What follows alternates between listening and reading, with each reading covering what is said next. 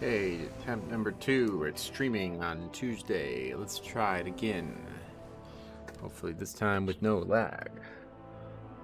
Let's send out, I guess. The algorithm's here again. What's up, brother? You're the first comment on every stream. What's up, man? Love that. Love that dedication.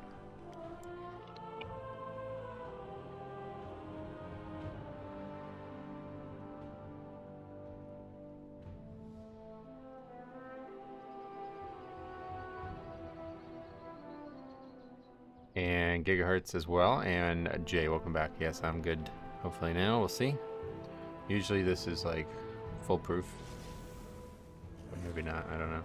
Ready dropped frame somehow? I don't know. Maybe it's my computer or something. I don't it can't be though, because the game's not lagging, the recordings aren't lagging. I don't know why this is happening so frequently.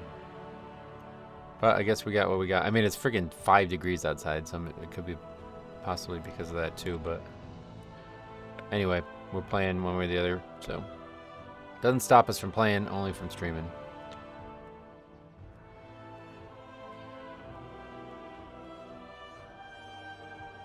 I don't know if those logs are going to be... let's take a look, actually. We did upload 1 log. I think it takes 3 hours now or something. Is that what they're saying? Not fully understanding what they were saying about the log situation.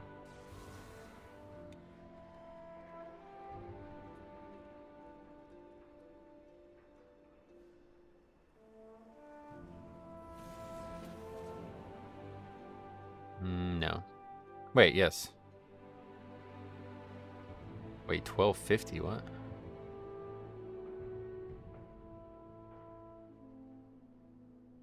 Confused what that number is. 12, that's when we started it, I guess? That must be when we started it, okay. So yeah, it's up there already, that's cool. Is that because we ended the log? Well, look at the Paladin. So in terms of that run, we made a pretty good run. Our damage was absurdly low again, but our interrupts were exceptional. 95th percentile, really. And healing is never going to be good. So that's an 80, almost an 80 score there. If we can just do decent damage, we'd have probably 90th percentile on most keys. That Paladin was crushing it. His interrupts were really good, I would say. And then his damage was exceptional. Wow, 1.6 compared to 1.4. 1.65 compared to 1.4, basically. That's a good point, Faxi. Great counterpoint. It gave the Paladin 95, but the log doesn't show he was the one who depleted the key. Yep, that's true. I mean, it doesn't take into account that, to be honest.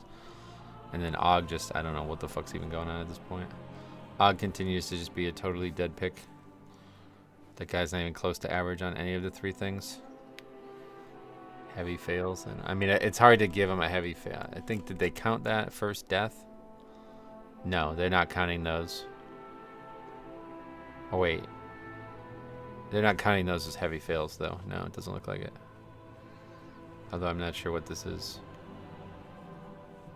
It's hard to tell. I don't know the names of the mobs very well. Anyway. Back to work. Let's see.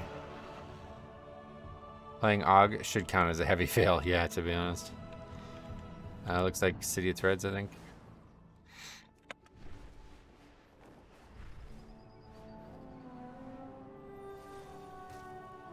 Yeah, you just start with 1. Good luck today, Metro. Thanks. Unfortunate circumstances. Well, some unfortunate circumstances have already begun where we're still lagging, so. Yeah, sorry guys, I don't know how to fix this.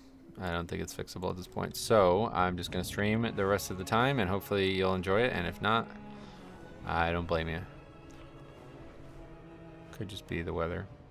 Anyway, what was that website? That is wowop.io. We have made multiple videos on it now. You might want to check them out. You've missed a lot.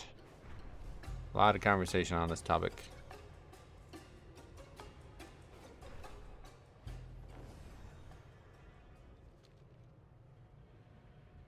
The weather outside is weather. If you live log, then every single time you leave combat, the log will update, and every time the log updates, WowOP would scan that log and then realize that it's not a completed run. Lots of extra traffic. Well, they. What do you mean? That is that in response to what I said about their choosing to change the way they log it? I've been on a break from the game for almost 2 months. Sweet. Well, the videos just came out last week, but yeah. Welcome back, I guess. A lot's changed. Ah, you've arrived. Our friend awaits you in the high I can't stop looking at these cards, man. They're so pretty. Flareon. These double rares from this set are actually gorgeous.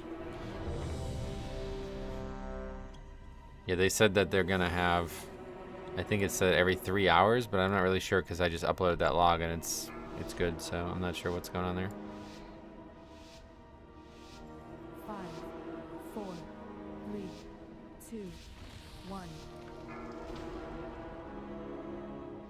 And now you learn the true lesson of the void.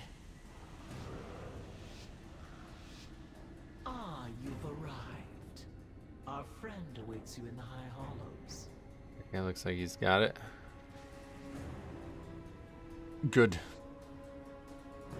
Don't know why people stand all the way back there. They don't know how close you can get, I guess.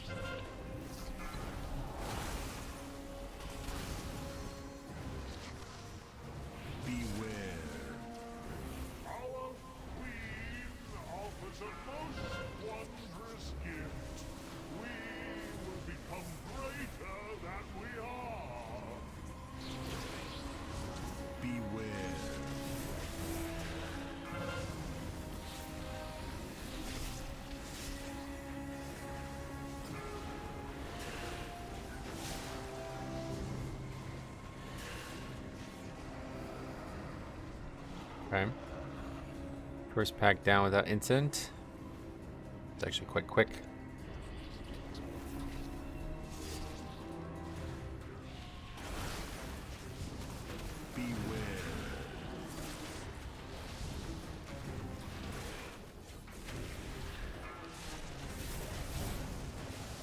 Alright, I should probably try AMS that, huh? I bet it works. I never try.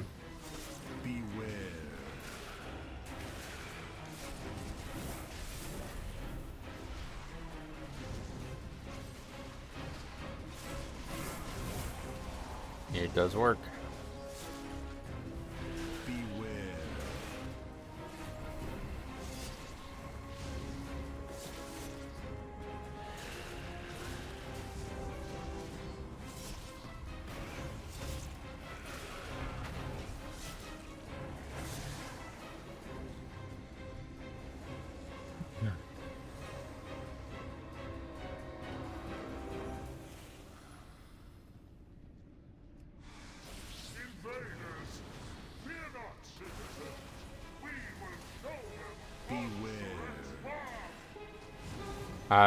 Does it increase your WoW P score though? And if not, then you only lower your HPS score.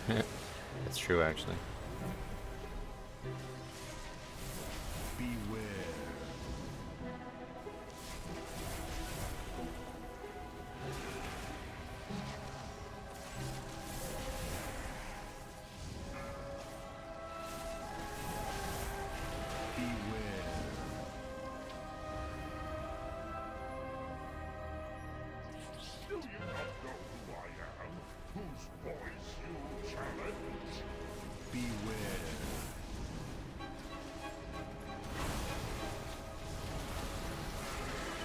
Damage avoided would be a cool metric. Yeah, there's definitely some tank adjustments needed all around.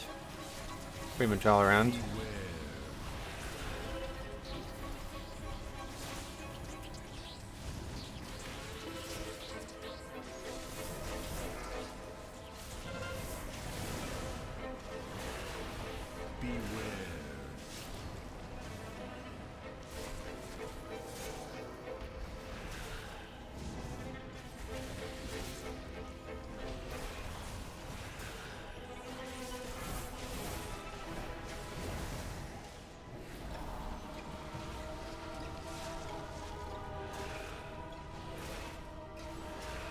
Did you see that they removed tank busters and changed stuff on the PTR?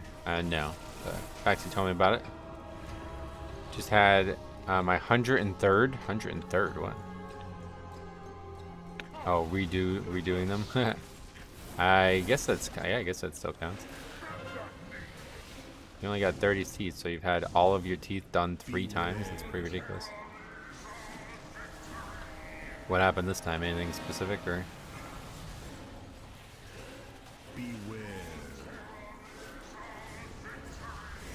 I guess did. Oh, he's back. Forget it. Thought he died, but I guess he didn't die.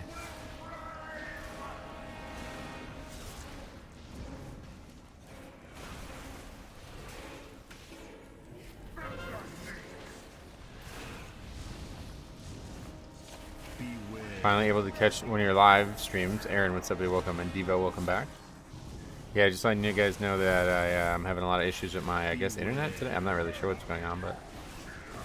So if you're joining us late, we already tried to stream for like an hour and a half, and I had to restart the router thinking it would fix it, but did not fix it. Or I don't know if it did or not, but... Doesn't seem like it.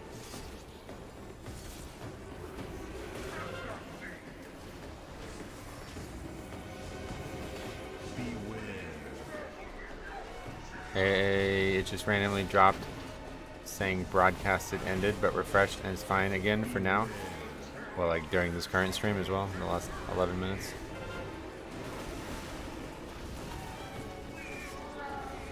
Because I did actually stop the stream and restart it, if you're not aware of that. Oh, I didn't want to go this direction.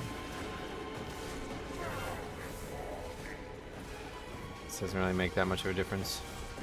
I like the concept of ending right by the door, though. Just a couple seconds ago. Oh, man, it's frustrating. Very frustrating. I fucking hate internet issues, man. That's the thing. It's just like such a turn off. Like, really makes me just want to log off. My stump, the post/crown are cracked. So they put a new post in, build a stump, and put a temp in. Oh, gotcha. Did they actually have to retreat the nerves for that? Beware.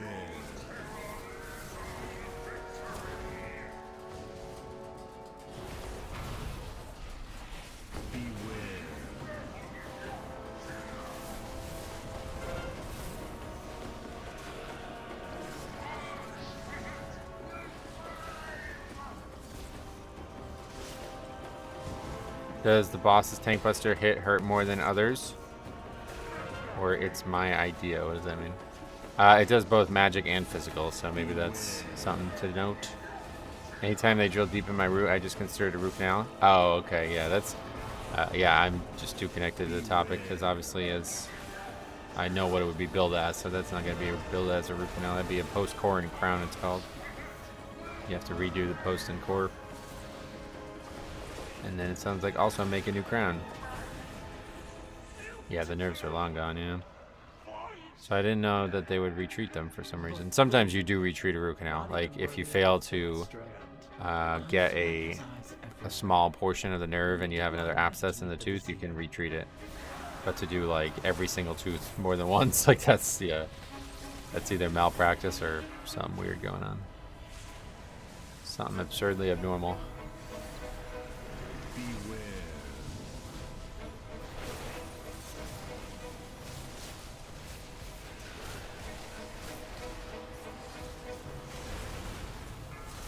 The first 1 to 2 times in Maryland was legitimately malpractice, so yeah. Oh damn. So that's legit. Wow, that sucks. I was a dental assistant from like pretty much my whole life until COVID. New guy's just fixing his work. Oh, well, that sucks. So I hope that you're in the right hands now at least.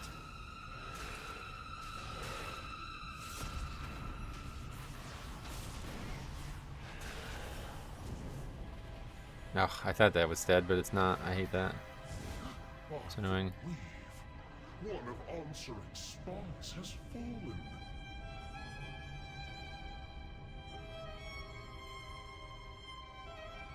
That's in here then, right?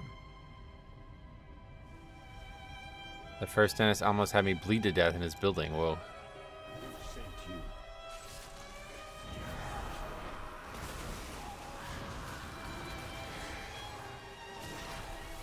To give you an idea, he also left drill bits in my roots. Oh, yeah, that's unfortunately not as uncommon as it should be.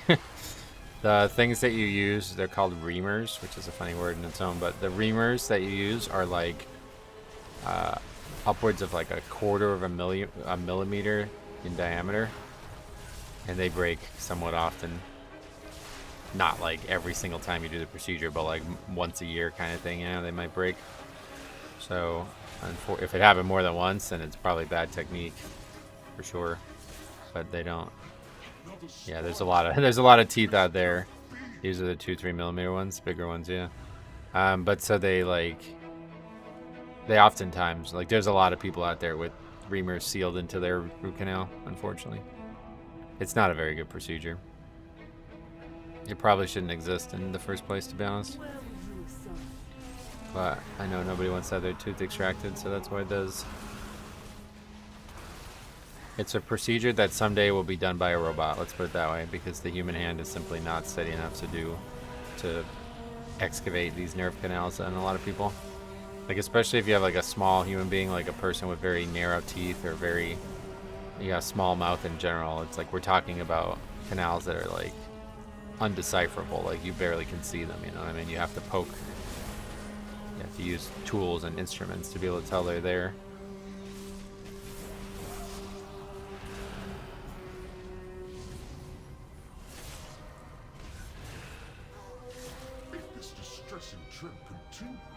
That's that side done.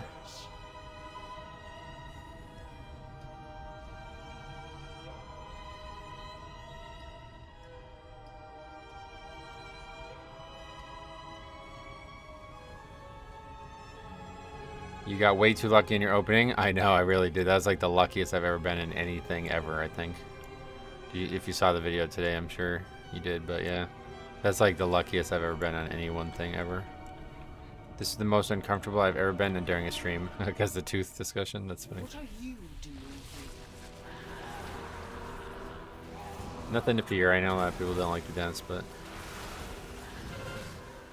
the most basic form of surgery you'll ever have, that's for sure. Metro advocating for robot dentistry. I only say that because I know they do a lot of like robot assisted surgeries now.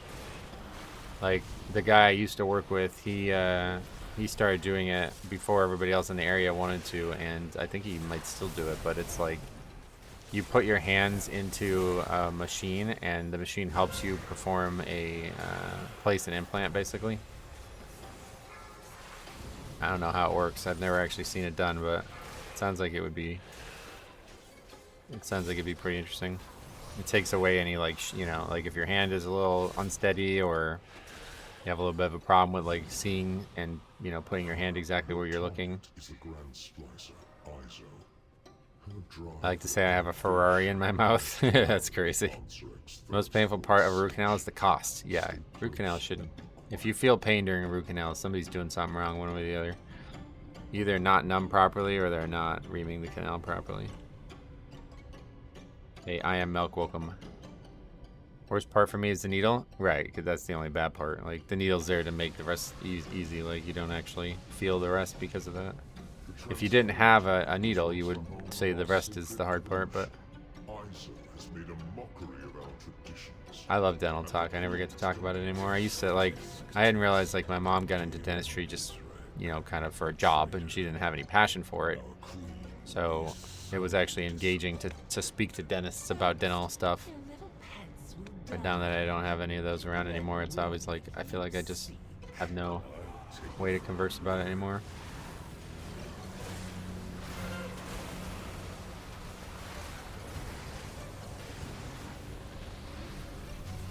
Last appointment I saw, like, I wonder what it's like to not get numbed. Oh, you were... You mean you weren't actually numb? Fully numb or something? There's been people we've done extractions on people who weren't numb. I have no idea why anybody would ever go through that, but I think it was like a holistic thing. Like they don't want anything in their body that they don't have to have in their body.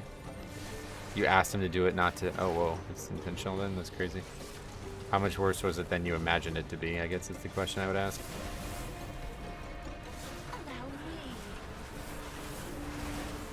I have an unfortunate reaction to needles. My body freaks out. I guess me too. Like, I've passed out before from needles that don't have anything to do with me. Like, they shouldn't cause me to do that.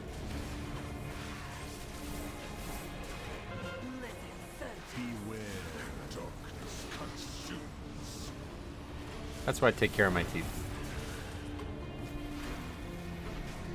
Do it the old way. Get a mule to kick you unconscious. Yeah, we don't want CTE though, right? That's going to be worse than whatever gets in the body from the needle. It was extremely painful, 10 of 10, but a good perspective moment. Oh, yeah. So way worse than you thought, I guess.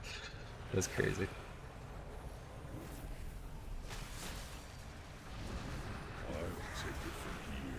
Yeah, there's been a lot of, like, over the years, people are like, we can just do it without being numb. And then it's always, like, the way they handle it. It's like, all right, raise your left hand if you feel like you're not numb and you want to stop. Because, like, a lot of people, like, they'll, like, jerk their head and you could, like, seriously hurt them if they do that. So you have to try to control for that. And so, like, you'd be like, all right, yeah, I would choose not to get numb today. Are you sure? Yeah. All right, we're going to start. If you feel like you can't continue, raise your left hand. And then the drill starts. And it's like, instantly your left hand goes up. Like, oh, that was a waste of time. It got to the point where he just stopped seeing a lot of patients that would ask for that. Because it was just like a total waste of time. You'd spend like 5 minutes getting it prepared, and then they'd be like, yeah, sorry, we need to get numb, and now you have to waste even more time. Seems it's my turn.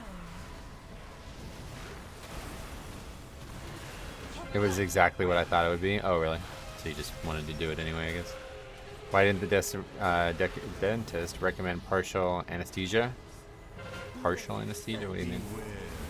I'm not sure there's a thing like that. You either give it improperly and then the whole site doesn't get numb and you feel something, or you're numb.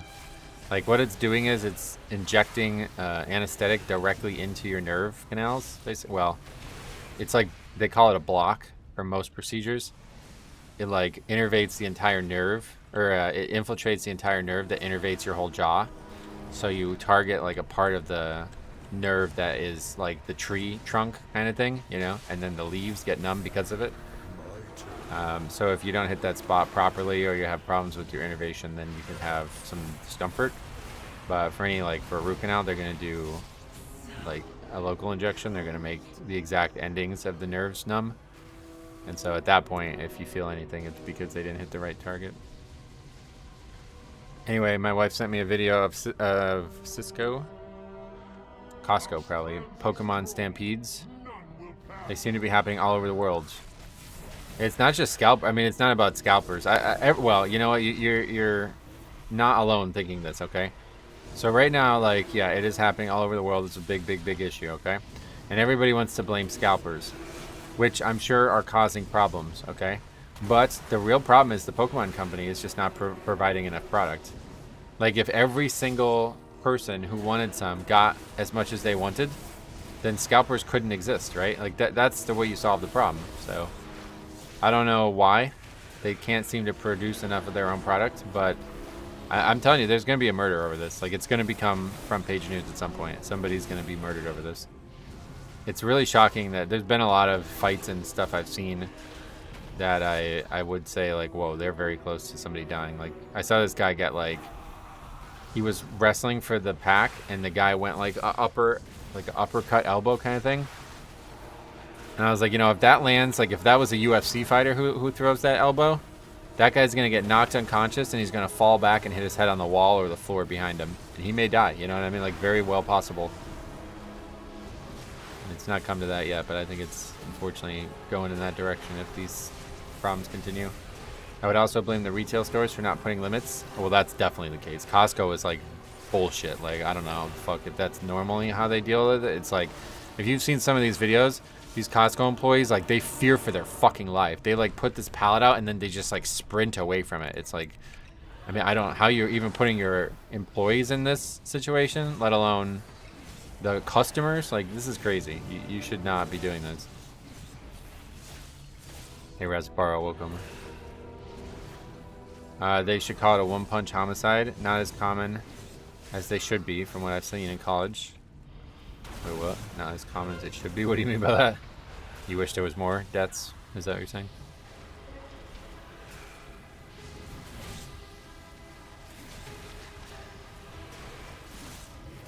I die here? I guess I just need to run.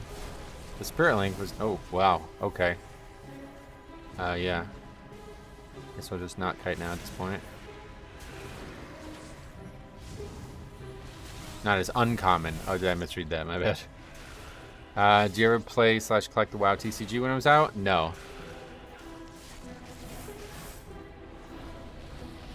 At least you try to help. That's funny.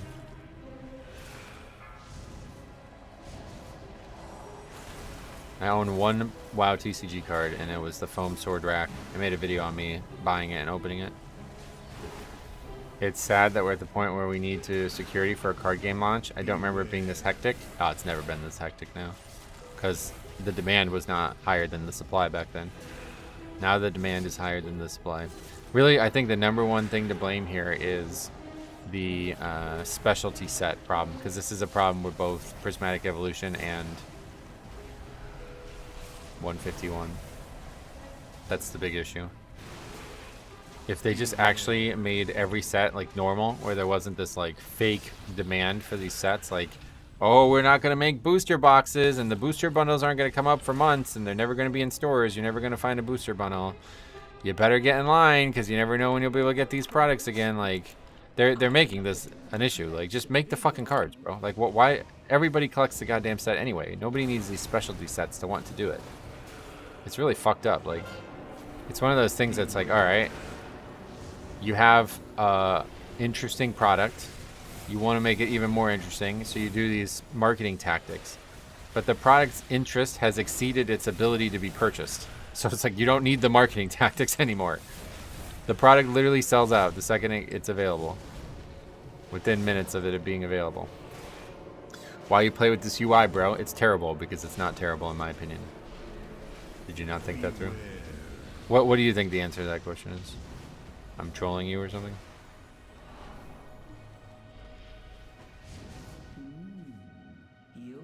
What are they worried about? Devaluing the packs? I have absolutely no idea. I can't figure it out. I've been talking about this for like a month now. It doesn't seem like they're actually trying to print it. Like, they genuinely are just not trying. Because they just released an article or like a comment basically like, oh, we're sorry, we'll try to print more. It won't come until August though, or some, like, basically, you know what I mean? They didn't say that, but it's basically what they said. They're like, yeah, we're gonna print more. It won't be available anytime soon though. It's like, yeah, no fucking shit. That's the problem. I don't understand how that happens. How do people still not understand UI is for the user playing the video game, not the audience? Because they're idiots, unfortunately. A lot of idiots on the YouTube channel anymore, unfortunately. I thought we had it under control for a long time, but yeah, it's just gone out of control. Nintendo does this a lot. They did it with Amiibos and then with select games such as Mario's 3D release. It's not uncommon then for them to create false shortages. Yeah, wait till the Wii 2 comes out, or the Switch 2 comes out. Oh, that's gonna be crazy. Because that's the problem. That was the last time I tried to buy a Nintendo product. I wanted to buy the Switch 1 for Breath of the Wild because I really wanted to play Breath of the Wild. I did everything in my power to get one. I couldn't get one. So I just fucking pirated Breath of the Wild. Like, there you go. Thanks anyway. Can't pirate Pokemon cards though. Yeah, the Wii was like that. That's why I said Wii 2. Just I slipped there. Because it was the exact same way.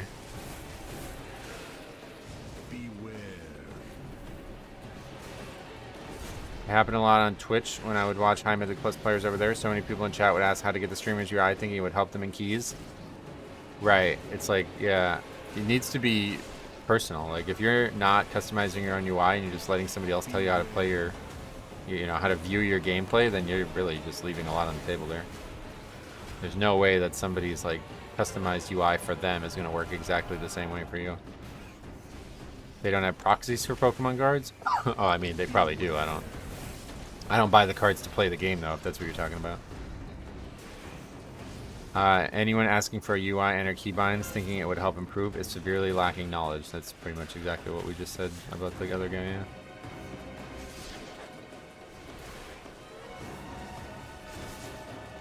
That guy's dead, what the hell? Didn't even see him die. Oh, he's gonna take that and die again. No, he got, nope. He had plenty of time to get out of it, by the way. Just didn't. You'd think they'd be mass printing this set given the wide nostalgia factor. I mean, I'm sure that like I don't understand the process one way or the other because the amount of people who want it has exceeded the demand, or the demand has exceeded the supply is what I need to say there. And I would think that that would be #1 priority to fix that. Like, you're literally losing. Like, if I could bought another like double what I got already, I would have given the company another probably. I probably spent like over $1,000 on this set if I could have, but they're just not allowing me to. So it's probably like that may be the last time I get to buy the packs. Who knows? We'll see what their eventual reprint looks like, but at this rate, like it was in stock this morning at Target, and it was in stock for about 2 minutes total. Now I don't know how many were in stock, but one way or the other, it's like that's what this set looks like right now. So my LGS owner mentioned that the Japanese companies don't tell the game store what is in the set before requiring their order. Right, yeah, these things are, the allocations are set months ago, so. But specialty sets, everybody knows what's going on with that. This isn't a set that's marketed towards kids either. People our age who grew up playing Pokemon, I would have bought one and don't collect. Oh yeah, Evolution set. I mean, I think it's definitely both, but 151 though, on the other hand, that was definitely... You're still talking about 151 probably because of the Costco conversation, yeah. 151's been out for like a year and a half now, but the reason it's like this is because it's coming to the end. Like, there's not going to be another 151 product. That Blooming Waters product is the last confirmed 151 product, so that's why people are going absolutely apeshit over it.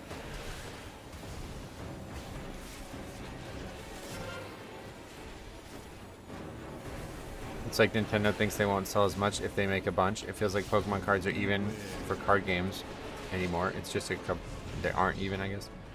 Yeah, I mean, to be fair, I don't. It's basically, I treat it like a commodity, but it's a very fun commodity. Like, I enjoy collecting some cards, just not most cards, and then I enjoy selling the other cards, which is really actually fun. I don't know why I like it so much, but it's really enjoyable. Like, I sold 20 cards this weekend, and it was actually really fun to just like walk to the post office in fucking 4-degree weather with a box of cards in my hand, basically.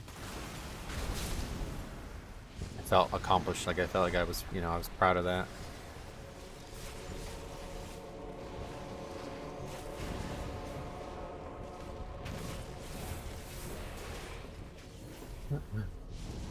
Anyway, with how much I'm enjoying COD, there are some completely stupid names on the server. There's a guy named Pizza Fart. Oh, dude. Classic names are, like, absolutely pathetic. Like, there's some really bad ones. For some reason, it really attracts, like, the worst naming of your character, which is really strange considering you would think, like, if anything, Classic would have, like, more RPers or something. What happened to your car? Oh, nothing. I just like walking to the post office. I like going as a, like, bit of an exercise thing, you know? I try to get a little exercise because I basically have nothing in my life that gives me exercise when the winter's happening. I really need to find a way to get exercise in the winter, but I don't know how to do it. So walking to the post office, like, at least 1 or 2 times a week is the best I can get.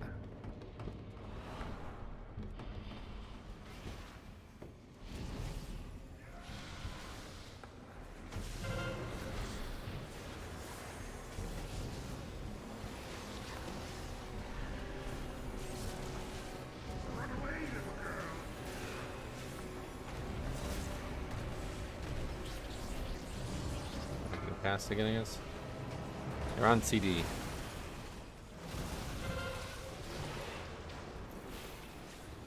I've seen more childish names than in SOD for the in SOD for the past few months, and I've seen for years in retail. Right.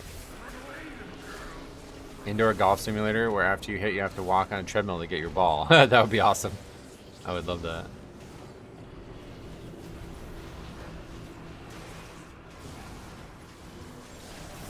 If we avoid cars to basic stuff, our health increases. Yes. That's really the main reason I do it. I got a used treadmill a while back and often walk on it while playing RuneScape. Oh, that's cool. Yeah, I used to have an exercise bike, but my mom made us get rid of it because nobody was using it, and I just didn't have space for it, really. Okay, plenty of time for this upgrade here. As long as we... Oh yeah, we didn't lust either. Perfect. This is actually going perfect. Get some mana. Then it's boss time. Treadmill and a standing desk is a nice combo. Yeah, actually that just got brought up this morning because I was talking about going into the post office and it was like, you're an idiot, you should not do that. Oh. Bad start. There's our only battle res being used on basically no mechanic. And anyway, I was like, well, I don't know how else to get exercise, so if you want to help me get exercise, figure it out. And the suggestion was a standing desk, but I don't think I can stream and play WoW while standing. Like, I don't think that would be possible. I wish I had a standing desk. I'd love to try it, but I just don't see it working. The game's too, like, difficult. Like, I have to really focus, so I wouldn't be able to, like, stand it as well.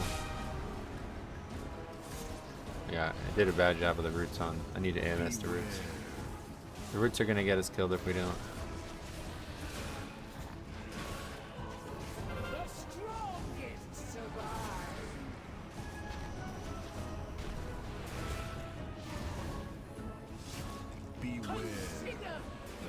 Horrible names in classic content is the deadliest thing ever. Yeah, there was a guild when me and Cop were leveling in Season of Mastery. There was a guild called Deadliest, spelled the way he just spelled it, like totally wrong. It's hilarious. If you move around, it's not good to use a standing desk. Yeah, that's what I mean. Plus, I have pretty bad plantar fasciitis problems. Well, at least I used to. I don't stand very often anymore, but I assume they'll come back as soon as I start standing on it.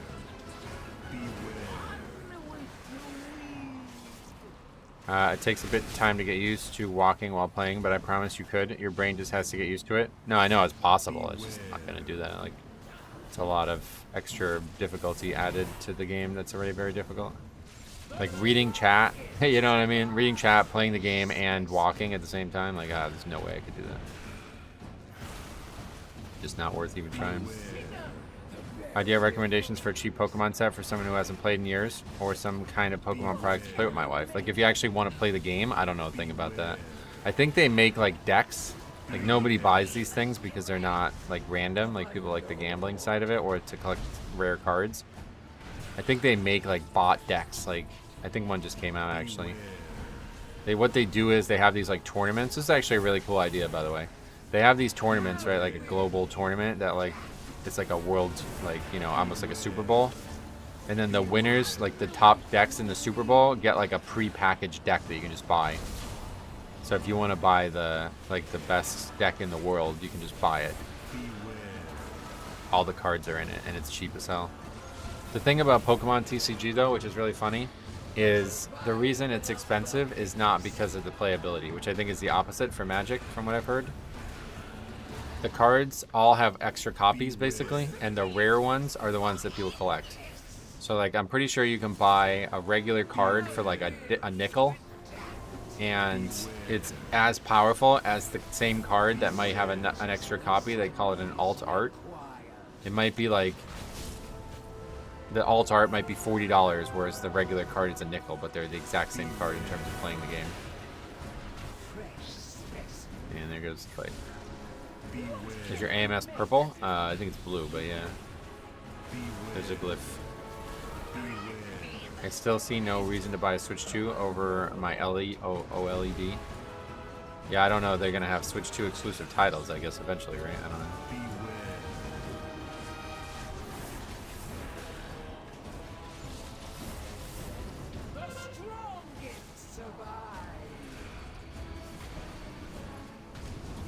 People use their Magic the Gathering cards even in the legacy ones with value.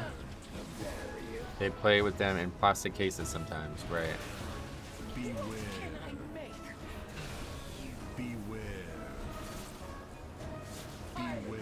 Yeah, I've never played a second of the Pokemon TCG. I think not even when I was a kid, too. I think I probably did a little bit, but I don't remember doing it. So I don't know what the actual game is like, but from what I've been told, it's extremely cheap to make decks in Pokemon because there's no, like, I don't think there's any cards that don't have cheap copies.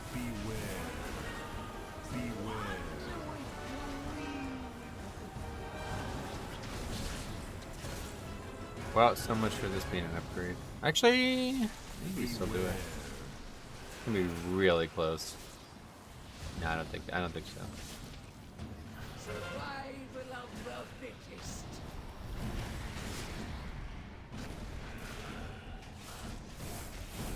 A lot of people that collect expensive retro Magic cards just buy Chinese proxies. Oh, really? I think we got it, actually. Oh, that's so fucking close. I don't know. Well, 1 second. No, we do it. Do we? Do we? We do it. 0 seconds, I'm pretty sure. 1 second left, it says. That one's pretty wild.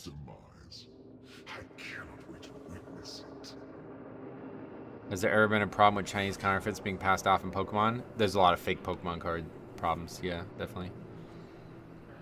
I probably still have the picture somewhere, but my mom went to a flea market one time and she took a picture of just an entire table and she's like, any of these cards are cards you want? I'll get them for you. And I was like, they're all fake. Like thousands and thousands of packs on this table that are all fake. It's like, holy shit, that was crazy. That was close, right? Yeah, that was basically as close as it can get. When Yu-Gi-Oh came out, you had tourney cards, Gemini, Elf coding, $200, and being OP as hell, but no one had it. Oh, really? How can you tell a fake? Well, in this case, what I was describing, the packs are not, like, they're not real. Like, I wish I saw this picture because there's, like, not even the right art. Like, it's really weird. I don't know why. I don't know who makes these, but they don't seem to even try. Like, one of the things in the picture would be, like, it was like Mario was on the tin. Like, you know, it's like, that's not even the right franchise. Like, what? But the main way you can tell is because the crimp on the cut of the pack is not right. For some reason, all these fake packs have, like, a up and down, like, they're, like, triangular crimps. Whereas the official Pokemon one is not, I don't know, I guess it's hard to replicate or something, but that seems to be extremely common on all fake packs. But in terms of cards, it can be very, very hard to tell. There's a whole Reddit that's dedicated to identifying fake cards. I have yet to run into one, I don't think, but it's easy to spot fakes, especially when they're old cards that look pristine and the ink looks different. Yeah, there's a lot of very obvious fakes too, for sure.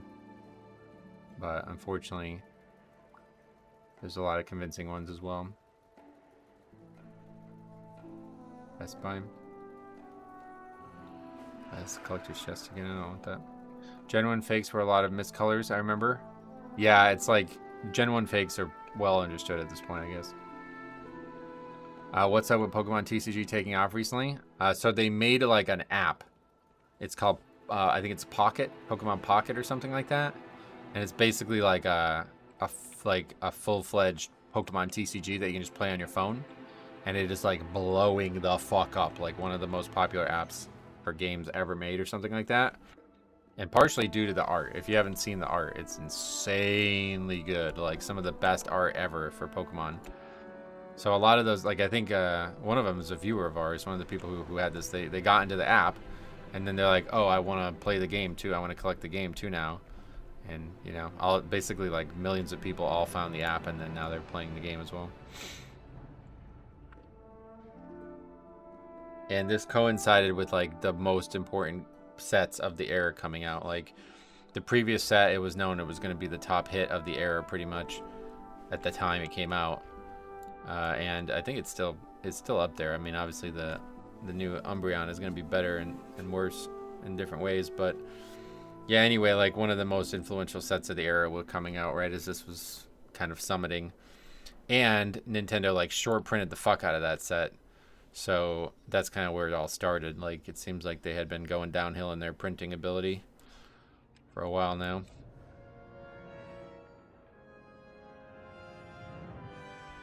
So it's really just this confluence of issues, if you believe it's a coincidence. I think there's some people who do not, and I hope that that will not be true, but it's hard to believe that it would be true because like I said, I think there is going to be a lot of detriment to human lives over this.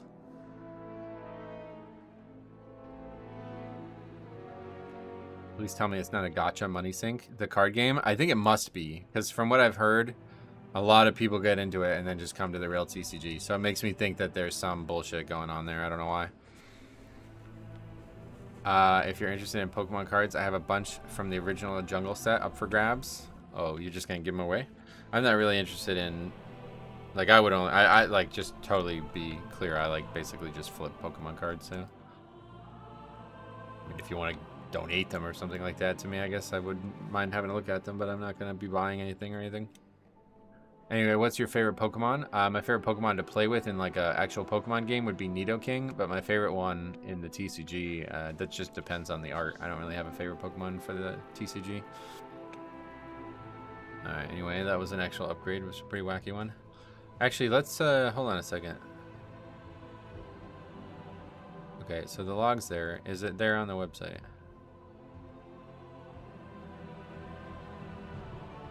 Magic has a cool format called Popper. Yeah, I've heard about Popper. I played like some Magic the Gathering like online kind of thing.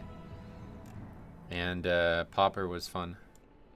Okay, so what do we do here? I think what we do is we stop the log.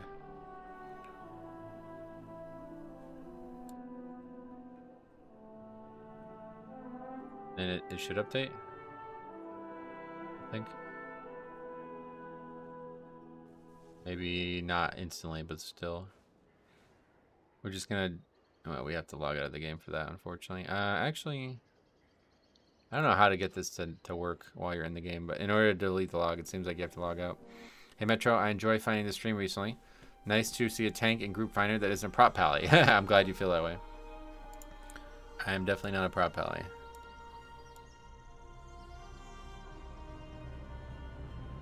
Pokemon Company has stated they don't care about the secondary market or what happens when they're bought. No, I know that part, but like I was just not sure why you brought that up. But I mean, they're gonna have to start caring about it because people are literally gonna get murdered over this, I think.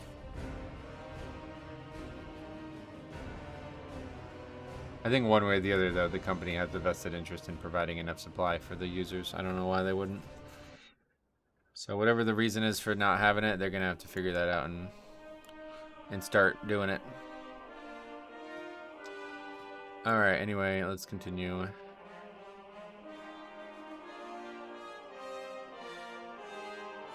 That's a good one. Okay, so here's an interesting guy, right? So this guy's 2640. Oh, he has an alt, though. Okay. Well, either way, he's 2640 and well above average in pretty much every metric other than survivability, which I'm not... That's like a new metric. I don't think I've seen that one before. So let's... I don't know. That's because that's an alt. That's kind of not the same. Oh, what the hell is this guy? Is that a healer that we're looking at? Yeah, it is. His damage is absurdly low. That guy's a 7? Oh, okay. Let's sign up to that group. I want to find like interesting runs. So this guy's a 7 percentile in interrupting as an Ellie Shaman, which seems like, how the fuck are you that low? He's only got 4 runs logged, though. But that, considering it counts Earthquake, tells me that this guy does not use a single interrupt, or never uses anything that interrupts besides Earthquake. Or that he doesn't use Earthquake? Is there a way to play the class without it? That's another interesting one. That's a DPS who's a gray parser and damage. That's always... Or is that a healer again? No, that's a Repelli.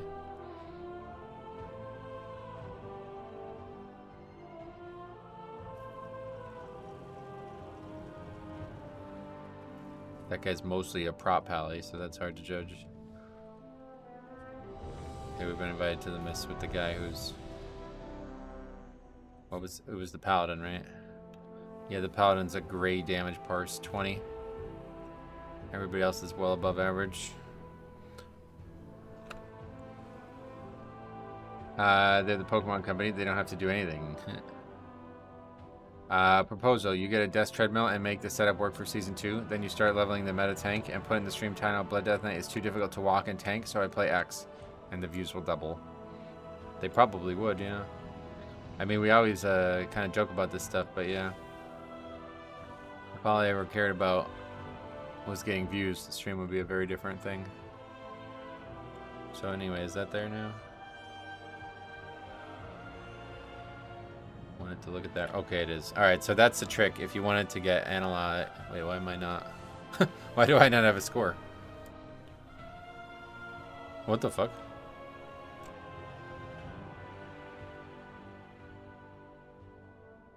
Okay. Well, based on what we have here, I didn't do insane, but that should be above average. Why don't I have a score?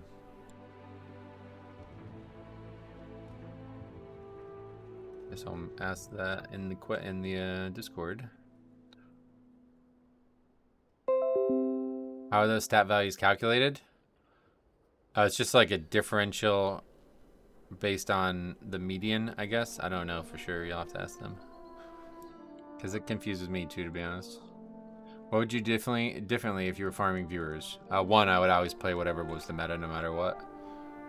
Two, I would probably play a lot more alts and shit. Like, I would do whatever was like the hot. Like, I would probably do the AUG thing, like the low keys a lot more as well. Three, obviously, I would try to avoid getting into fights with people constantly. I would probably stop reading all the comments, I guess would be the best way.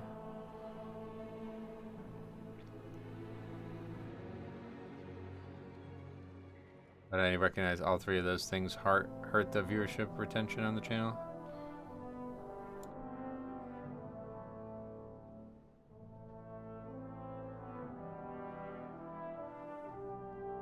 Or like, not even get into fights with people, but just like placate people. Like, I make videos on topics and people were like, I don't know, man, your opinion's really changed. I don't like you anymore. My answer to that is like, all right, see you later. I mean, like, you know, for me personally, it's like, if you don't like me, then don't watch the channel. Like, I don't want you to hear. But if I was like fucking Bajir or somebody that was like, you know, oh, I'm so sorry, man. Here, stay. I'll do whatever you want. Like, you know what I mean? Like, there's a lot of people who are like that. Do you feel like your gameplay has changed to cater to score? No. It's, well, I mean, it's improved, I guess. Do you mean like, well, I guess if your question is, has it changed in any possible way, then yes, obviously it has, but I think it's improved my gameplay. You said Bajira, the Warrior Arena guy? Yeah, just because he's like relatively famous for being like as neutral on every single topic ever. Nothing against the guy, but that's just his thing. I remember when Scarlet and Violet came out in the Switch with horrific performance, and Nintendo had a bad refund policy. Oh, really? I didn't know about that. That sucks.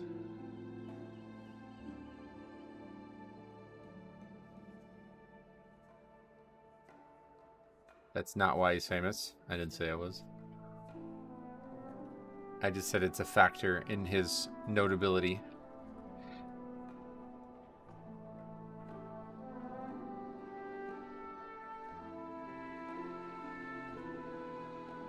Just make sure before we post this, it didn't like update. Oh, it did. Alright, yeah, forget it. Just took a while to update. Alright, so yeah. Did really well in that run. Damage was a lot better too.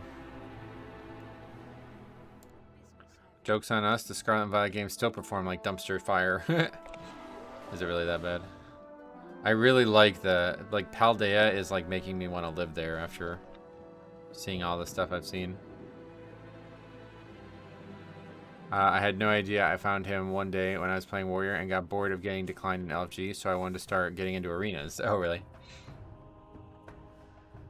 Yeah, he's like an incredibly like pleasant personality, basically. Like, he will go out of his way to squash any type of dispute or any type of like disagreement of any sort, even if it's one that would be beneficial to his audience.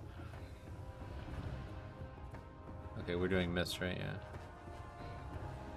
I never had any issues with Scarlet and Violet, though. Oh, no. Well, that's probably good. Probably a good thing.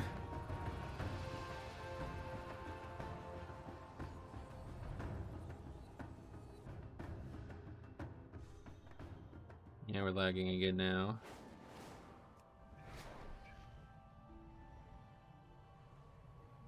I never got into arenas. Didn't watch him enough either to pick up on anything on him taking a neutral stance. Yeah. They just aren't optimized. Lots of visual bugs and lag. Oh, really? That's the only way you can even play them, so that's pretty disappointing. Weird to think of when he flexes at the camera when someone subs to him. Yeah, no doubt. It's just like the energy that he brings to the stream is like one of extreme positivity, which he has become notable for.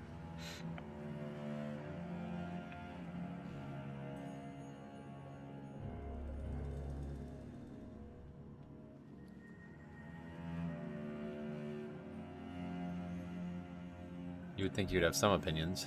Yeah, it's just like a business decision to not share them. That's what I was saying, though. Like, if all you care about is appealing to views, then you do shit like, you know what I mean? Like, you just follow whatever the most... Like, yeah, I think it's pretty obvious. Anyway, I feel like every WoW class has that guy that everyone watches or follows. Oh, really? I think people want that. I think they want, like, a central voice to tell them how to play their character. I am the opposite of that. I like how this bag, like, actually moves when it gets hit. It's really good looking.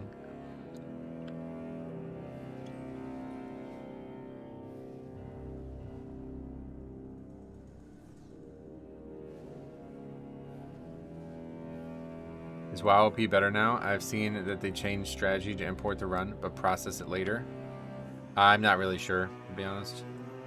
I've only done 2 runs today, and I didn't notice if they updated in real time because I thought they didn't, so I tried to, like, game it so they would. 5, 4, 3, Like, for priests, it's automatic jack, and maybe Ayaji for EU, gotcha. And now you learn the I think most classes have more than true one, lesson of the though, void. except for warlocks. Oh, really? I would not know. Man, I bet there's probably specs that have none. Like, I don't... I'm sure, like, there's not a fucking... Like, a one trick for every single spec that's also, like, influential, right?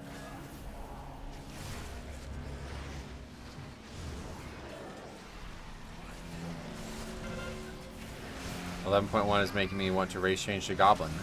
Oh, what, just because of the theme of the Goblin stuff? Hunter doesn't really have one. Hunter does. It's just not like an influencer. It's that Azerothian guy. Unless he's gone now. I don't know. But that dude used to like fucking gatekeep the influence. It was really weird. We tried to make a WoW website at one point. Part of the WoW Stratics project I've talked about. And the guy basically like... He like contacted us and like, you've employed a non-acceptable hunter theory crafter or something like that. I was like, what the fuck? It's not that serious, brother. This dude was really weird. Banishers is the guy? Oh, really? If this wasn't your job, do you think you'd get bored of this relatively early on? I pushed a 2K rating during the first week and stopped playing about 2 weeks after. No, I still love Mythic Plus and Blood Death Knight. I probably wouldn't continue to play, like, to do keys that I don't ever get anything from, but outside of that, I would still play. As Zerathian only streams like 1 to 2 weeks per season. Right, yeah, if you're talking about like an actual like top influencer, then he's probably not it, yeah. I don't know, I don't really know like the difference between like an actual influencer and somebody who just makes guides is though, I guess, in this conversation. Creatures worshiping sticks and leaves. Nature is meant to be controlled. Beware. And the craft will conquer all. Beware.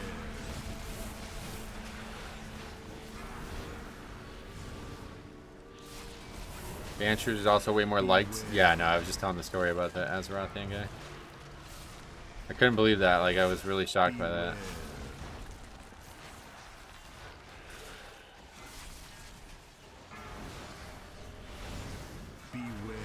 It's like, you know that you do not own this information, right? Like, people are able to come up with this on their own. Like, you cannot tell me that I'm not allowed to employ somebody because you don't like their opinions on something.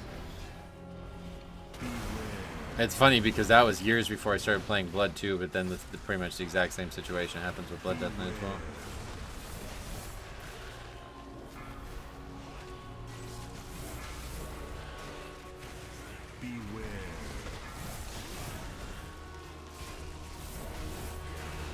Why isn't the Shaman releasing? Unsure. I have to ask him, I guess. It's also not doing any damage, so he probably DC'd.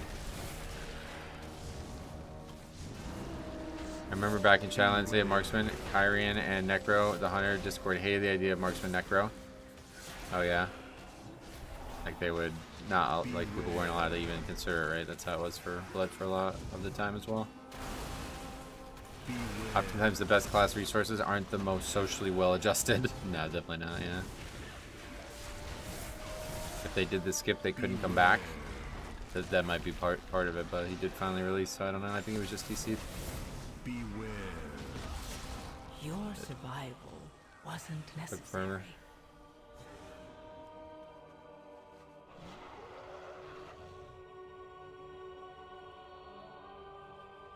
If you mention it against Kyrian, you'd have a lot of people telling you Necro is a horrible choice. Oh, really?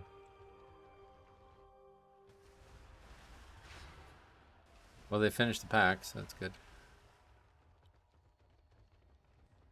I need to get the mushroom before I do that pack. It's really stupid to not get it.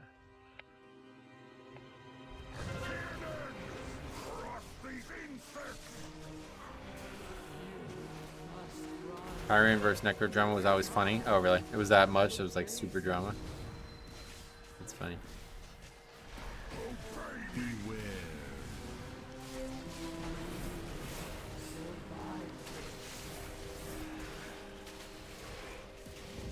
Which time walking is it this week? I don't know off the top of my head, sorry. Legion sounds right though. I feel like I saw that somewhere. Ironically, Necro is the ability they gave us in the talents. Yeah, that is funny, right?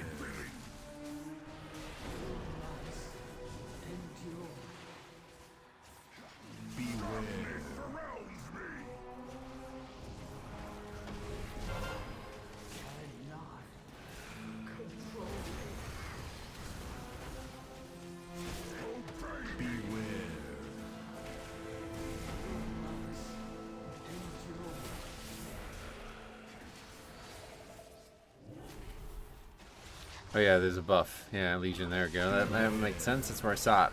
I don't interact with game communities much anymore. The OSRS community turned me off of social circles. Oh yeah. I mean, it's for the best, honestly.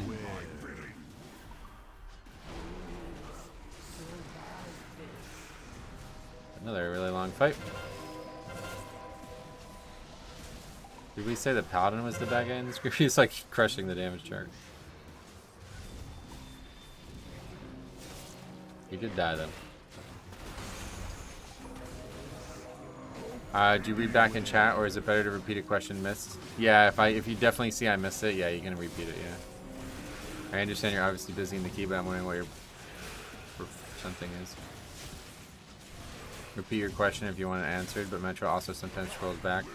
Yeah, if I can tell I missed it, usually I missed it without realizing it. But like if it's a time of heavy traffic and I don't realize I missed it, then I won't ever go back to it. I was too busy dying to that pack, I guess I'd probably miss it. What did the shaman even die to? I don't know. You end up feeling like you're the only one enjoying the game, yep. It really feels that way in a lot of WoW communities too. I guess it's not just WoW like that, but it seems like most people who are conversating about the game are not doing so in a like they're not positive about it. Yeah, it's gonna be 3 phases, 100%. You get used to when he's ignoring or missed it. Right, you mean like you can tell the difference, yeah. 100% playing with Blood Death Knight in these keys with one eye on chat is impressive, thanks. I got a lot of experience doing it though.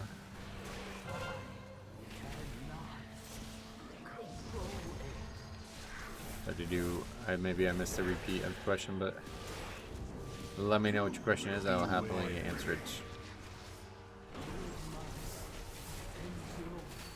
Sod was like that. What?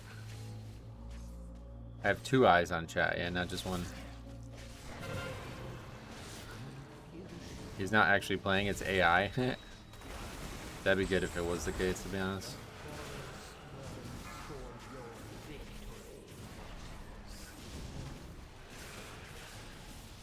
I just wonder if there's a reason you do keys you've timed over keys that you need. There's a couple reasons. One, there's just not enough keys that would invite me. So unless we just want to sit here and not like do any keys for hours, we have no choice. That was the main reason for a long time, but now with the WoW OP thing, it's also really engaging to just do any key and just see how you end up performing in that run. But it's also fun. I mean, I don't just play the game for score. I think a lot of people probably don't realize like you can do that. Like a lot of people probably think like you only play the game for score and that's normal, but I don't. Like I don't care about score. Score is there on top of it, you know what I mean? Both of these scores are there on top of it. If the game wasn't fun, I wouldn't be doing it, no matter what the scoring system was like. AI is playing, and what he does is manually cut out the background every frame. The Blood Death Knight main Discord is full of batshit crazy people that just flame you for picking certain talents, and always fight about how picking them is wrong. Yeah, that's what we were just talking about, pretty much. There's like not even a discussion allowed. That's really bad for everybody, I feel like.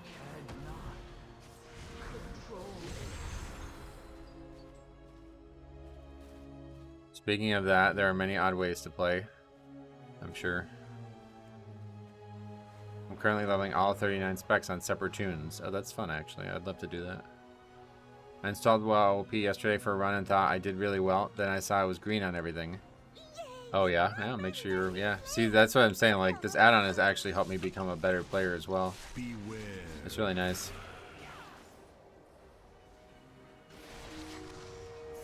Like I said, I always thought I was, like, well above average on interrupting, but other way around. And so now we make a better effort towards it. Score is just a metric to get you into higher keys. Sure, yeah. Which should be fun. Like, that's hopefully why you're doing it. There was a guy in the Hunter Discord who cooked a ranged survival build for fun and people had a meltdown over it. I actually really enjoyed playing a ranged survival hunter. Most men think they're well above average. Yeah, I guess that's a common trait, right? You think this is only the Blood Death Knight Discord? Try asking Metro on day with many viewers about A-Bomb Limb or AMZ and see how chat reacts to his answer. Yeah, that happens here too, I guess. It's just, yeah, it's just like people are unable to think for themselves in many conversations about video games. Or unable to recognize that fun is a primary concern for a lot of people, I think.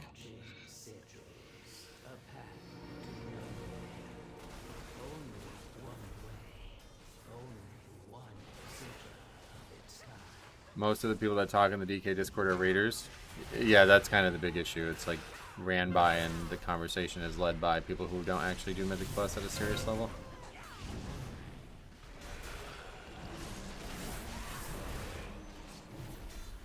Actually, I think timing badly going keys is bad for scoring this add-on.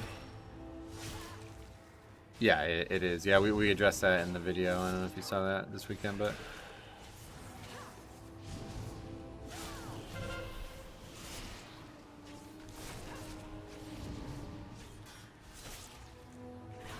That's the WoW community now, though. People will torture themselves for a 0.01% increase to their damage. The par's at 95 instead of 94, and wonder why they're always burned out. Yeah, well, and you bring it up, and you're not wrong about bringing it up, but it's funny because it's usually the opposite. The people torture themselves, and they don't actually get better. Because they don't realize like how much of skill is based on actual mentality. It's like if you're constantly switching what you're doing and never like improving at the core of what you're actually doing, you'll never get better. You'll always be mediocre. So no matter what fucking talents you have or what build you have or what spec you're playing, you're just never going to improve faster than if you just actually worked on the basics of what it means to be good at the game. Good players really never get burned out. Oh no. Definitely, I don't know about that. You mean like why? Because like it's a good thing to be skillful and it's a fun thing to be skillful? I think there's definitely a lot of good players who get burned out, I'm sure. Hey Creamily, welcome back. I remember the Blood Death Knight shitting on people for playing Umbilicus Eternus, and all I said was if it feels better to have a breather to play it, and I got 15 different direct messages. Yeah, stuff like that is just insanely bad for... Like, I really don't think there should be a actual chat channel on these Discords. It doesn't seem like they have a purpose for it. It's just basically like a hardcore circle jerk. Like one of the worst you've ever seen. In a place where it's like, I thought you would think it's supposed to be about sharing opinions and thoughts on the class. It's like, I don't know what the point of the chat is then if you're not allowed to do that there. I think the whole Discord thing would be a lot better if they just didn't have a chat. And just let it be like basically like a website that's, you know, not a website. I got burned out lately, which I thought would never happen. But it's just Mythic Plus burnout. I still play, yeah. You still playing Classic too? How's that going? That's the good thing about WoW. There's so many different ways to play, you know?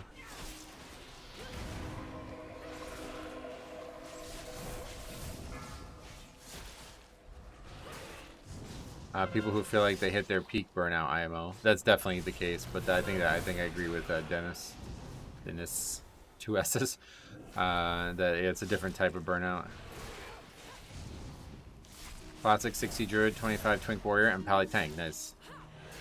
That's why I stick to Unholy. I find it more fun, but I can also play it in my sleep at this point, and any other spec I wouldn't do well with, right? Yeah, that's me and Blood as well. I know that if I switched, that would be worse no matter what. No matter how good the spec is, there's no way it would be better for me. What has been your favorite Blood Death Knight tier sets?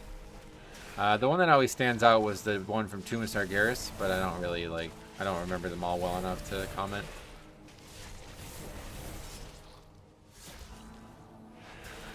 Starting with the generic, commonly used UI and starting with the recommended build are the best starting points. Stopping there and having the stupid mindset is the actual issue. That's true, I agree with that, yeah. The people who slave over trying to be marginally better are normally pretty bad. Yep. That's what I mean, like they're not seeing the reason that they're not succeeding, you know?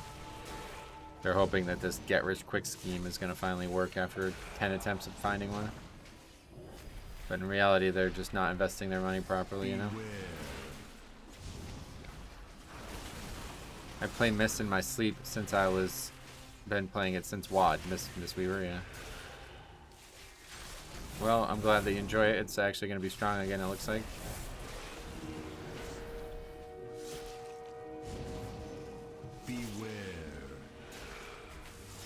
Yeah, no, I didn't mean to make fun of your name. I just thought it was funny because, like, is that the second S, does it change the way the word is pronounced at all? Like, why is there two S's when they have the same sound? Did you see the new McDonald's Pokemon cards? Yeah, I was commenting on that this morning. I fucking hate that company, but... but... I don't think the cards are, like, valuable at all, though, I don't think.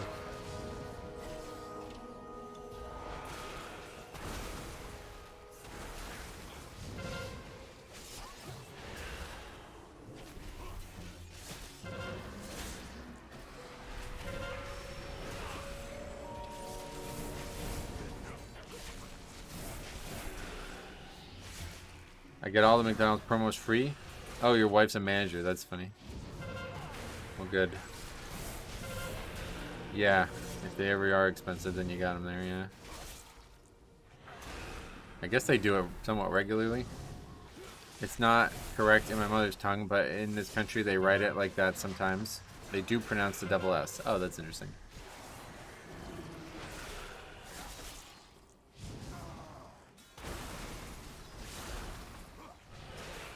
They used to hold value in the 2000s. Oh, really? That's cool. Don't remember those days.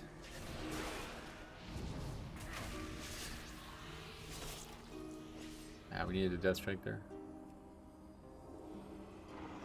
Hooray! You're almost there. What the hell? We're gonna have so much fun. He took it out of its ring in the middle of the key or something? Is that what that is?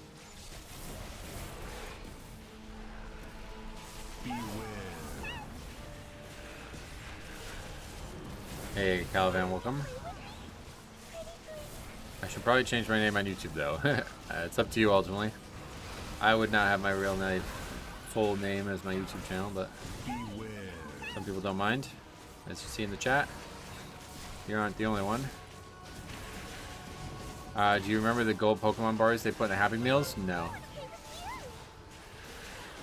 90s, I wasn't in. The 90s. Pokemon, when did Pokemon come out? One of us is not like the others. This key for a score, or do you have it timed already? Yeah, we actually need this one, yeah. Beware. That was Burger King that did that? Oh, yeah, I remember actually now. Now that you bring it up, I do remember that now.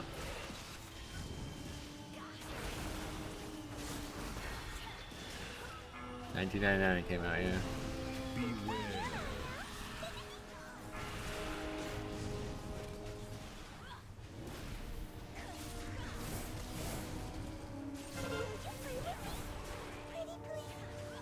Beware.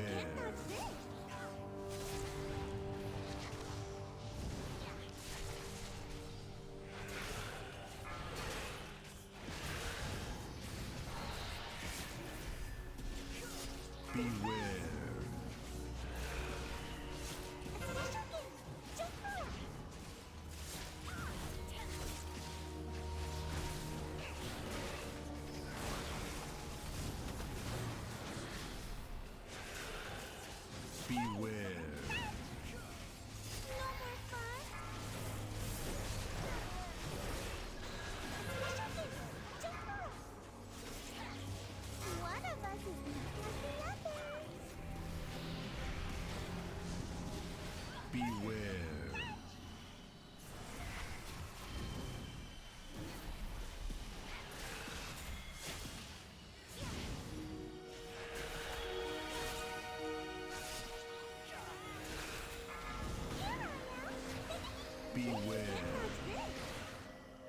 McDonald's did them too. I still have my gold-plated Jigglypuff. Oh, really?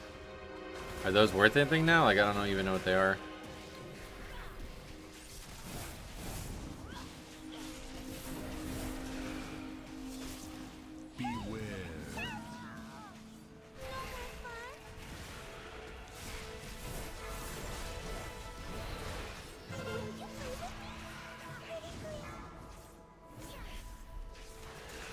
This 7-week time walking event with a 30% extra, 30% experience 3-hour buff is so good. What is the 30% experience 3-hour buff? What is that?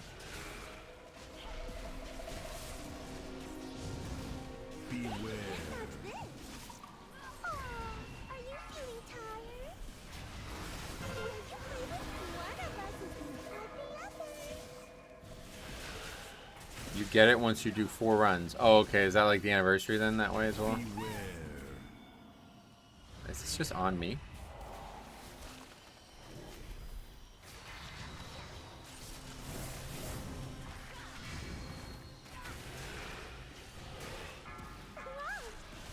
If you have it for 5 weeks, you get a mount. Oh shit, really?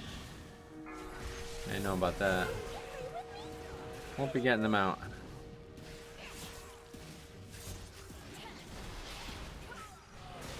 What mount is it? Something new, I guess. Are ARPGs like playing Mythic Plus but solo? Kind of, only like the loot is way, way, way different, obviously. ARPGs are basically like a loot thing. Like I think that's like the main reason why people play them.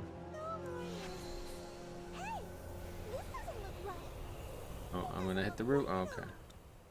Oh yeah, we're way behind. Won't be upgrading this one. Especially not with this count. We are way behind given the count.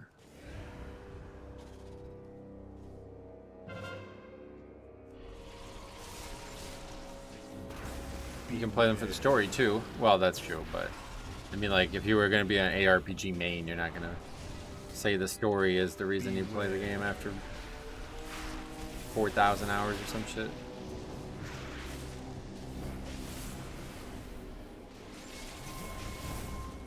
If you get a level 11 warrior or monk in your time walking dungeon, he'll solo the whole thing. Yeah, I've heard about that. Oh, you know what this just reminded me of? This is really funny. I don't even remember what this fucking guy's name is. I should probably not even tell the story unless I remember the guy's name. But anyway, on the Joe Rogan podcast, he had this guy who was like, I don't even know how to describe this guy. But anyway, he was on the podcast and he was talking about like basically like virtual reality, right? And this dude must have brought up World of Warcraft like 20 times in the 3-hour podcast. I have no idea why, because he doesn't seem like he's ever played it. He kept bringing it up as like an example, and he kept calling the characters that would interface with the World of Warcraft virtual reality, he kept calling them barbarians. He's like, your barbarian in World of Warcraft experiences reality and thinks it's reality, but it's a virtual reality, all this shit. He must have said barbarians in World of Warcraft like 7 different times. Thomas Campbell, that's his name. And it's like, why do you keep saying this? It was like, I'm probably the only one in the world who's triggered by this, because how many people even care at this point? But like, it was like, you're talking about a Diablo character in World, like, why? How did you make this mistake this many times? It was like really hard to listen to. Weirdest thing. I don't like to hear somebody bring up World of Warcraft in the wild as well nowadays. It's like very rare. You listened to it too and that bothered you? That's funny actually. I wonder if other WoW players also had that.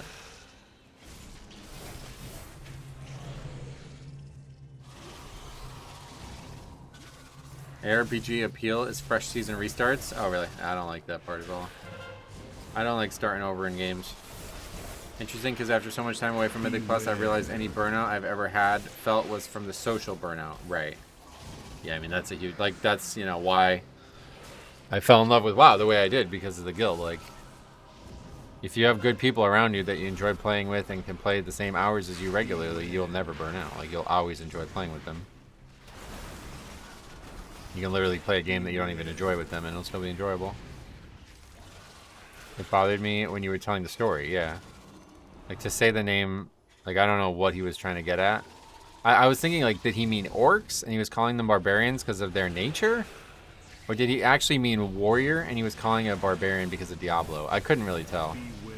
But it was like, brother, there's no barbarians in World of Warcraft. Stop saying that. Like, you do any guild related activities anymore? No, unfortunately those days are long past. I know it makes sense logically since it's different topics, but if someone presented as an expert gets things so wrong, then I start questioning anything he says. The really weird thing is he seems to like actually like, I mean, he's bringing up video games somewhat frequently for his argument. He brought up No Man's Sky as well when he's talking about like computing parts of the rendering parts of the virtual reality that don't need to be rendered, and apparently No Man's Sky is like known for that. And it's like, okay, he seems to know about video games, right? Like, how did he get this so wrong? I'm really confused. But yeah, I totally agree in general. Like, if you're gonna keep saying, I think he meant to say orcs, yeah, it's possible. But I think if you're gonna keep saying the wrong phrase over and over again, it really hurts your credibility on any topic you're talking about.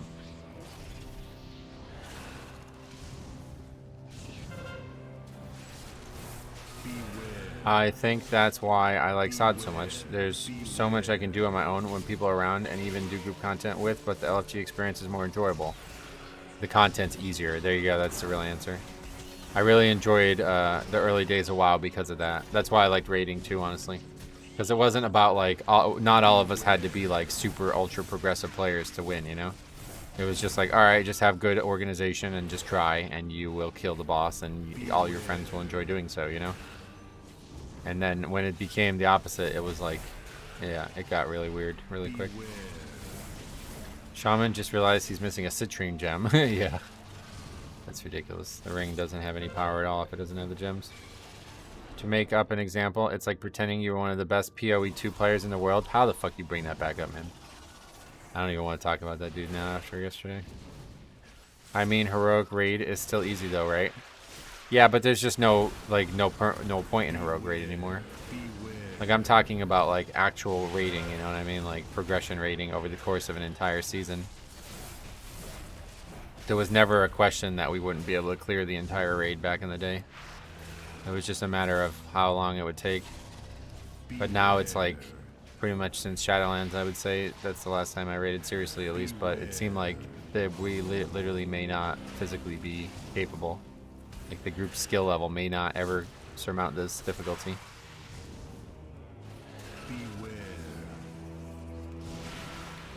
Things were never tuned that tightly in the past. Metro, do you raid at all? No, never. Not once.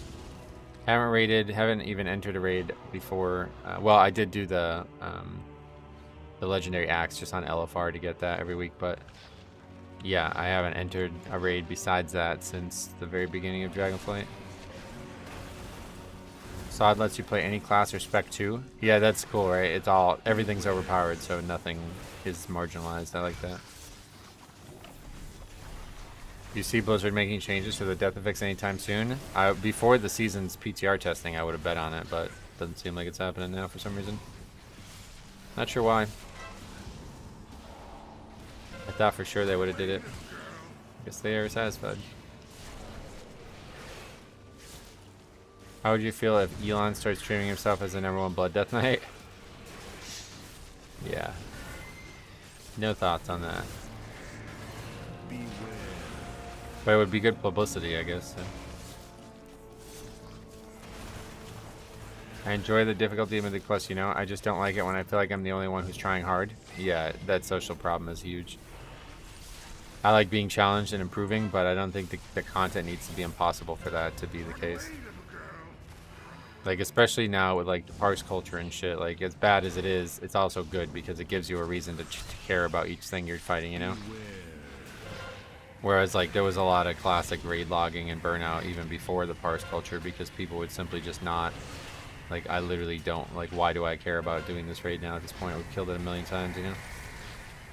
That's a lot of why people wanted Fresh Realms in the first place, because there's no replayability in Classic on its own. So once you and the raid that you're in are fully geared, there's just pretty much no reason to continue entering that raid, and if people wanted to for another reason, you'd oftentimes be totally at odds with each other. Too late. It caused a big problem when I was raiding on the Star Race as well, because like the one guild master, this guy was like the famous idiot like that we talked a lot about on the stream. But anyway, he was like, yeah, we will not run 20 mans like ever. This is a 40-man raiding guild. And it's like, oh, well, but the 20 mans give us gear to help us with the 40 man. And like he was like, no, the 40 mans are not hard enough to need that, so we won't ever do it. You know what I mean? It's like, okay, so now what? I need a new guild just to run some of the content? Like, you know, it's just like, that's how replayable, how lack of replayable it was.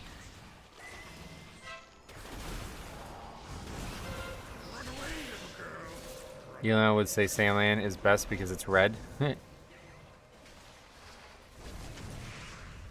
guild I was in literally got disbanded because of Queen. A bunch of cool people, but people stopped logging because we just could not kill her. The current raid? Isn't there like a weekly buff?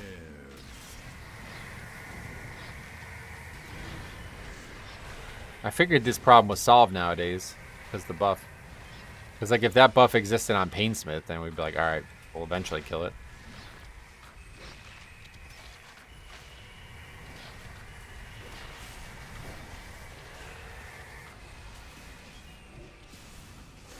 ATC rating is still sick. IMO feels like sod. Oh really? Yeah, I didn't enjoy it, unfortunately.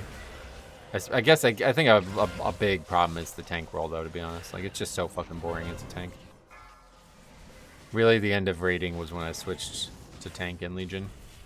I didn't think Mythic Plus would ever take out raiding for me, but it did accidentally. Like it did not do it for the reason you would think, but it did it accidentally. It's like basically like, because I wanted the tank in Blood Death Knight and Mythic Plus on Blood Death Knight, I couldn't enjoy both. Like I couldn't do both anymore. Beware.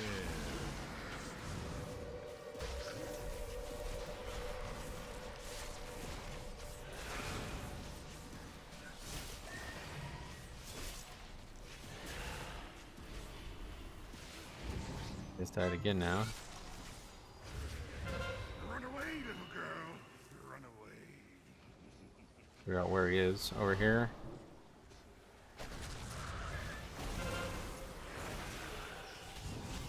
He was also an avid believer that temperatures these days on Earth are not low enough to require clothing.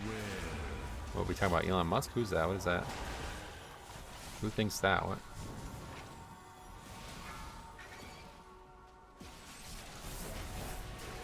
Mythic Plus is sick content, which is why I asked about ARPGs earlier, because I want to try a Mythic Plus style mode where I can go solo. Well, yeah. What is a Mythic Plus style mode solo though? I don't really like the group. It being group content is like very important. Like what is the key factor that you're hoping for, basically? Your guild leader? I made it up. Oh. I see. Diablo 3 greater rifts. What I've heard a lot of people compare them, but what is it that is compared? Because I never understood it. I never did it. Imagine everything you're doing now, but you can do it without the other 4. I can't conceive of the concept. Like I can't do most of the stuff I'm doing alone, so I don't know what it would be. Like if you look at delves, like they're not the same as Mythic Plus, but they're solo content, so. Infinite scaling is the big thing. Leave the key or WoW P drop is going to drop. Yeah, you're right. Big problem with the add-on and website. Will it if it's not timed? Yeah, it will. As long as it's finished, you get a log score.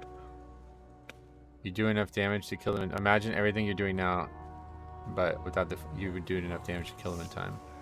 Yeah, but there's like a lot of mechanics I wouldn't be able to handle alone. That's what I'm saying.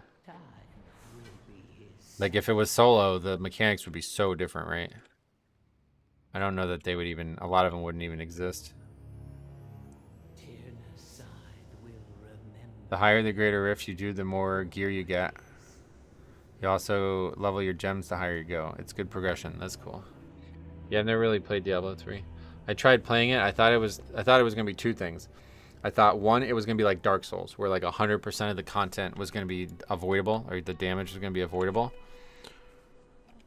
And then 3, why did I say 3?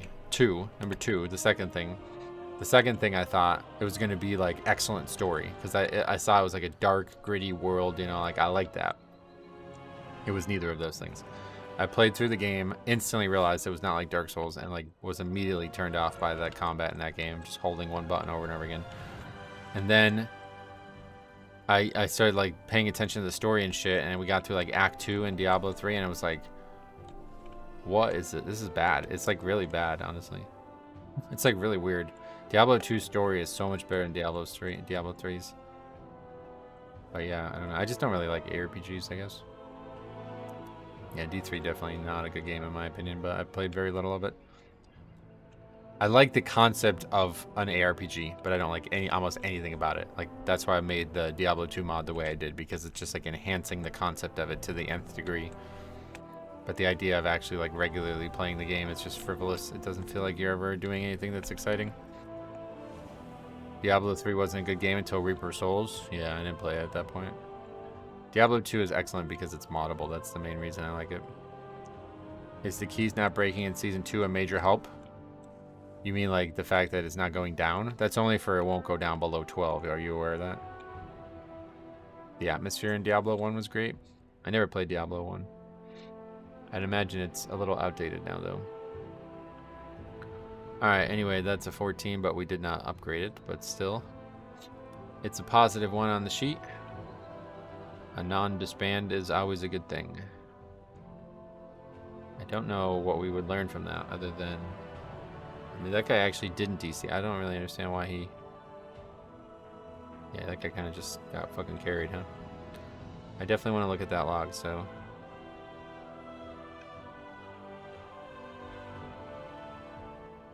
I think the trick is if you want it to show up, you gotta just end the log. Kind of annoying, but...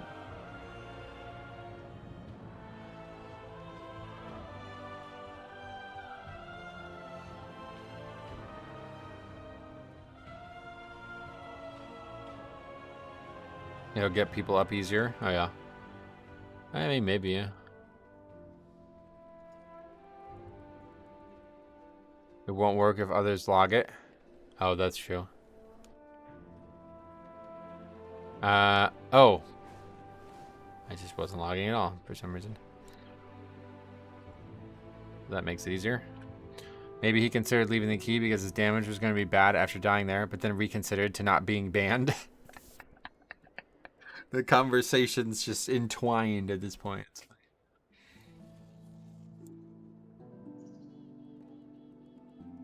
The shaman's damage is below average for the key and the level. Yeah, I want to look at that log for sure. Actually, did we look at the previous one? Yeah, we did. Wait, what was the one that we had the AUG? Oh yeah, City of Threads. We want to look at that one. Did we get to look at that one? I don't think I uploaded either of them. I wasn't logging after I DC'd, I think. No. Wait.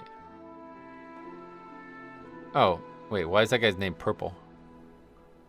Wait, that's the wrong person. What's going on there? Wait, no, it's not. It's the same person. His just name is Purple. I thought it was a Warlock. Did we actually run with the same AUG back-to-back like that? That's weird. I didn't even realize that. So there's the City of Threads run. Did we actually look at this already? I think we might have. Yeah, because this was the one that I wasn't on there, and that just threw me off. So that time he did a lot better. He basically just didn't die, though. That's like all you need to do as an AUG. Just don't die, and you're going to be a top percentile player. But yeah, continuing to do really bad damage. Comparing the median to the roll median, and even his to the roll median is very bad. And as we see, the shaman 1.6 million compared to 965k. Wait, that guy actually lost to me. He actually did less damage than me as an AUG. What the fuck? Oh no, I'm an idiot. I'm looking at healing per second. Forget it. I was gonna say, there's no way. Anyway, what is that up now? Let's see. That is the miss in it. Delete it. We can't. We're not allowed to delete it. How do we... I don't know how to fix that problem. I guess we'll just stop deleting them. Just gotta remember to delete them every once in a while. You think people are really getting banned for leaving? Honestly, no. I think it was a trick they played to try to get people to care about it. How's basketball been going? Not at all. I don't know of any way to play right now during the winter. He's a guilty. Did the AUG do bad? Really bad in the first run together, if you didn't see that one. Really bad. But it's mostly just deaths. I think really that's the big difference. The damage is bad, but it's mostly just deaths. He died a few times. Well, he had, how long was the run? Where does it say that? It says it's, yeah, 32 minutes, so that means he died.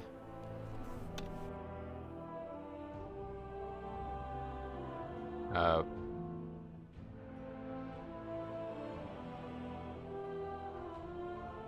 don't know how this is calculated. I think he probably had 3 deaths? 4 deaths? 4 deaths? I don't know. I'm not really sure. But, yeah. Just like everything bad, basically. No interrupts. Very bad damage. Below even the AUG damage. And then he had 3 heavy fails. Although I think... Yeah, I think one of them is not fairly attributed to him. Yeah, this one is not fairly attributed to him. Because that Paladin bopped me. If you didn't see that, he bopped me. So this guy died to basically getting meleeed. The other ones... Bilge Rat Demolishers, Crushing Slam. They just count that as a heavy fail because you should have been able to survive it. Strange. And then another one... Wait, he died of that twice. Yeah, he died of that trash twice. So those are a bit dubious. How long was the run? 32 minutes. Hey Pixel, what's up, buddy? Welcome. I'm gonna tell him he's bad at the video game. And we'll just show him the... Take a screenshot of that, basically. Alright, is this uploaded now or what? Still no, I guess.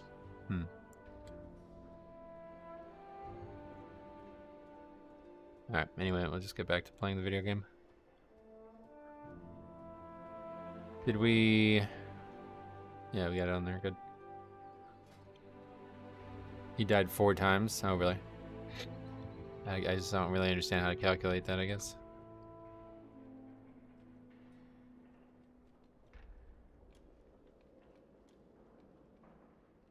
I guess if you did like a ratio, right, it would be... What would be like... Well, we can make like an algebraic ratio, right? What is... I just gotta go back into the algebra. Where's paint? So it would be x over... What was the number?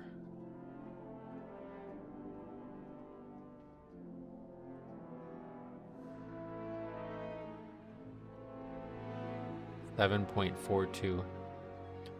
7.42 equals 32 divided by 60, right? Is that how you would do this? So then it would be 32 divided by 60 equals 0.53 times 742.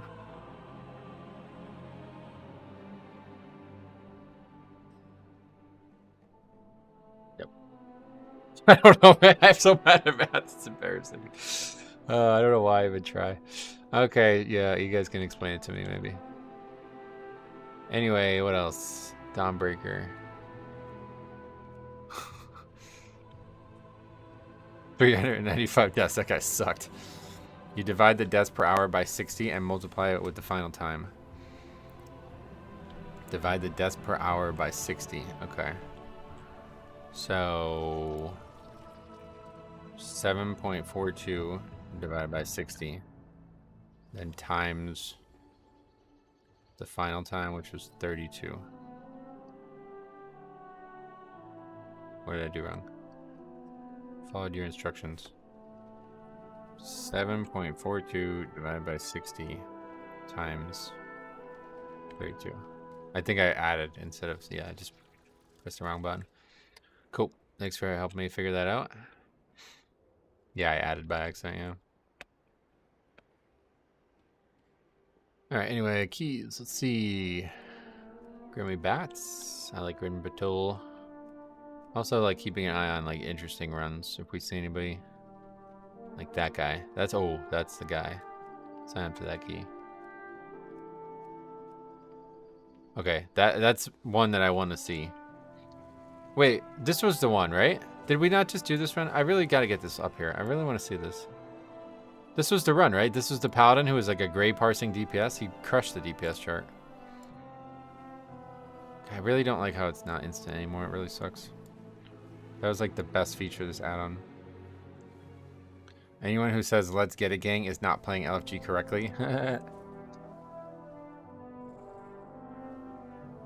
How they evolve sleep booster buys. Oh.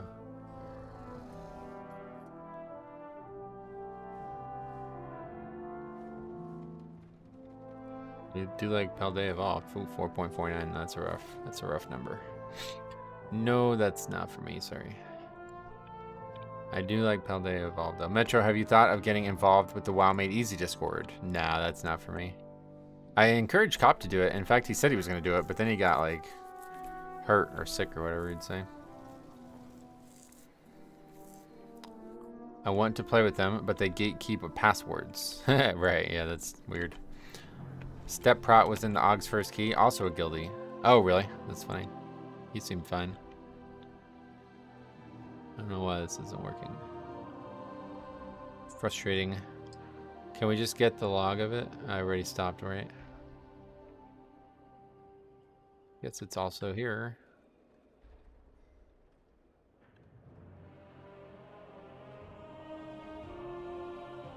Doesn't work that way anymore, I guess. I really wanted to see that run. You guys gotta remind me to take a look at it when it's finally up. I don't know why it's not up, but... Here, let's try like ending it, because it seemed like that worked.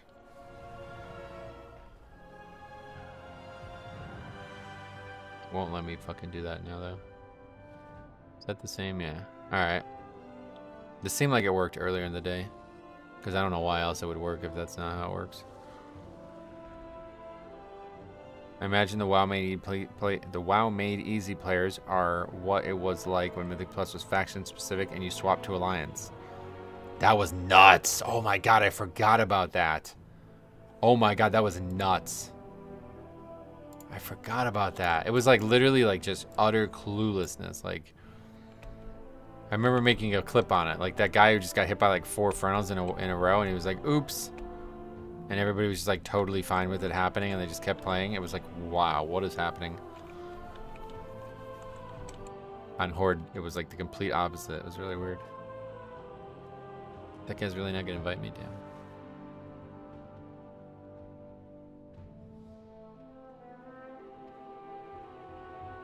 There's another guy. Oh no, that's an actual Unholy. Another gray parser, DPS wise.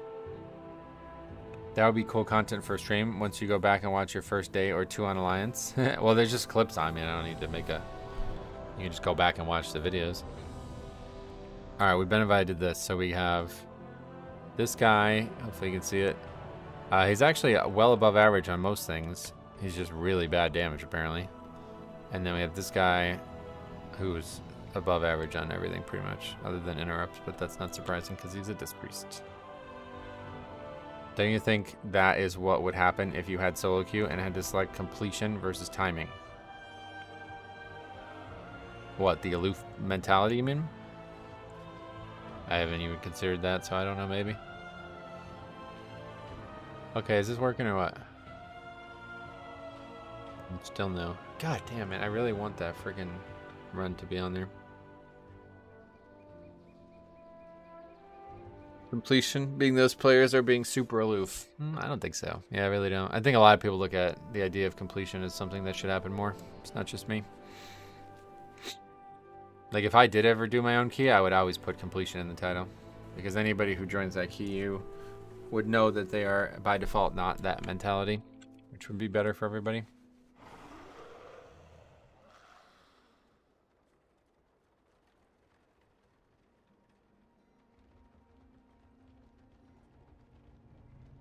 Purple and blue score is fine. Yeah, blue is above average and purple's like, you're very good. So if you see purple and blue, you know they're in good shape. Green is like, uh-oh, we got some problems. And then gray is like, whoa. Like, let's put it this way. This is all you should need to know here, okay? I, like, go out of my way to not take talents and do things that would improve my damage, okay? And I'm still in green. So if you're, like, under, like, 25 percentile at something, then I don't know how I would be worse at damage, to be honest. Like, I don't know how I could do worse damage than I do currently, because I don't try to do good damage whatsoever. Any of, like, the core tenements of doing good damage are not something I adhere to. And I'm still above 30% of the population playing Blood Death Knight at this level somehow. I guess gear, maybe, yeah. I could be way less geared or something. I don't have enough space left in my key tile for completion next to all the crushing the key and quick +3 and easy crest farm and big dam and so on. Yeah, we could take one of those out maybe. Yeah. That's funny. Okay, so we really want to see these runs because I want to start seeing if there's like actual correlation between that score and like, because people criticize the score, right? Okay, so here's another guy to keep an eye on. That guy's green in everything, but he's only got 4 runs. And this guy's green, but not in damage, so he's probably going to be alright for this. And we also have to finish the key too, which is hard enough.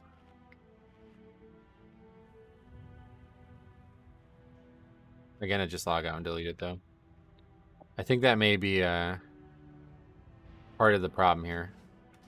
I feel like if you don't delete the run, then it just keeps getting live logged, and then it won't ever get. You have no crit. That's what I mean, yeah. I don't know how it could be any worse.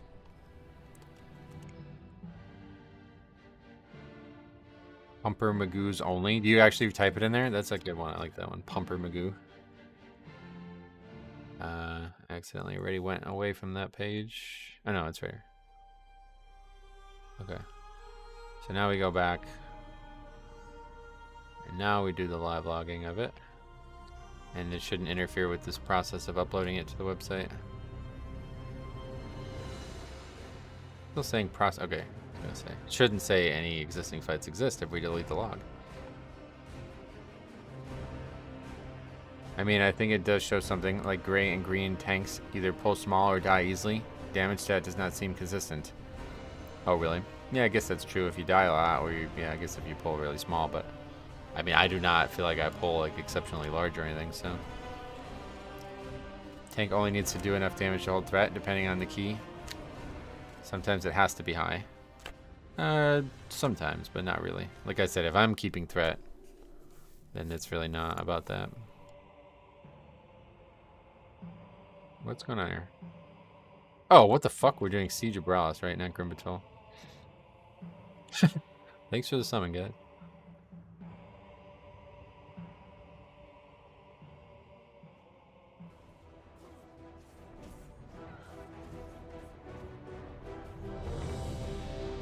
Oh, sold.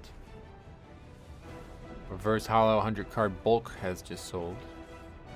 Another prismatic evolution thing.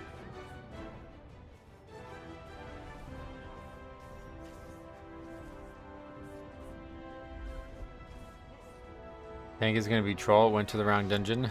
I'm surprised. I do that all the time. I'm surprised nobody ever comments on it. 5, 4, 3, 2, 1.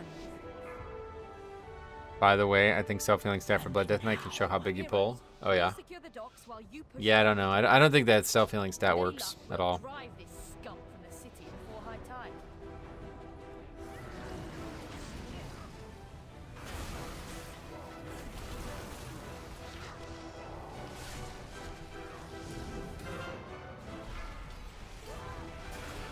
After what the tank pulled, I would just bloodlust and leave the group.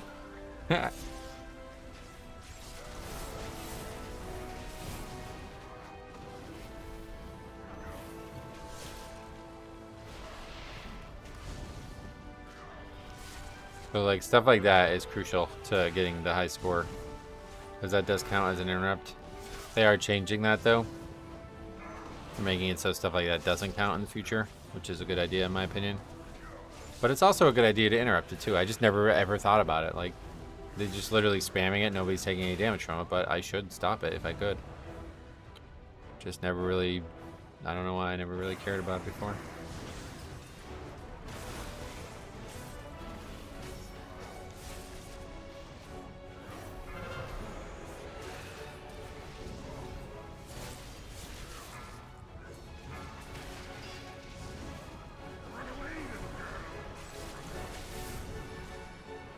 If this is Siege of Brawlers, I'd leave right before the key goes in, like when the countdown timer hits 1. And the key goes out, I go in. Oh, you remember that, right? You're talking about that old school shit, right? That's hilarious. That was really crazy. In BFA, we had a guy leave as the key timer was starting, and the group leader didn't notice, so he put the key in with 4 people. There's a clip on the channel, man. That's one of my favorite moments. One of my favorite moments ever, I think.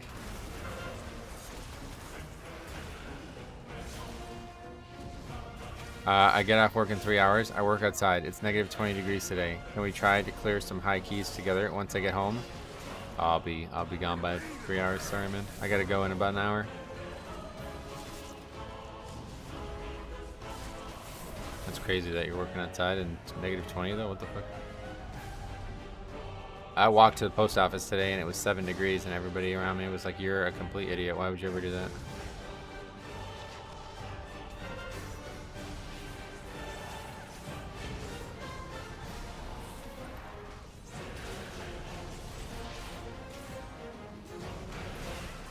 Lineman life? What is a lineman? We talked about this the other day, but I don't know what that is.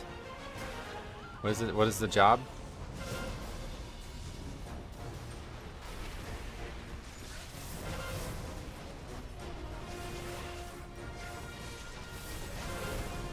We're talking with somebody who was in the military and saying that when they get out, they would like to become a lineman, and I was like, oh great, thanks for your service. Like I didn't know what to say because like I don't know, is that a military related job? Is that a combat related job? Like what is the skill set? How do they overlap? I don't get it.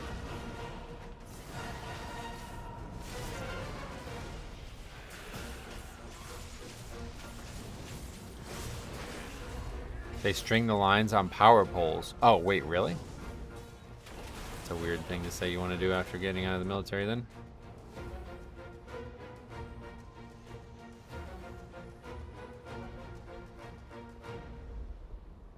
Bunch of different kinds. I work in a city on the power poles. Gotcha. Yeah, not what I expected. No linemen protect the quarterback. That's probably something else. Yeah, I heard it pays very well. That's why we were talking about it. I just don't know why it got brought up then if it's not. Must just be something that the person liked or wanted to like, I guess.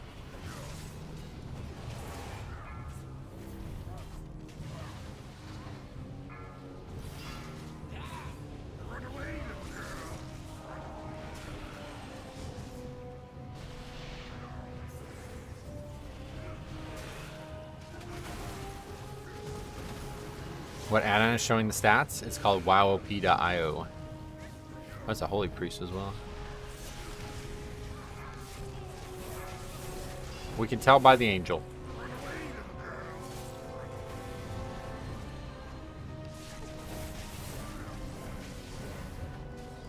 Union linemen make a lot of money. People like me usually get paid about 100K a year after overtime. Nice. Oh, cool, man. Congrats. Hopefully it's not too punishing on your body, though. Sounds like it might be.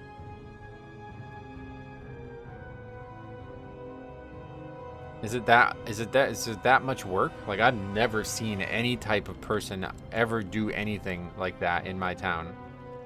So like, you must travel all over, I guess, then. Is that how it will work? Holy shit, what the hell? Mythic Plus is more punishing on my body, really?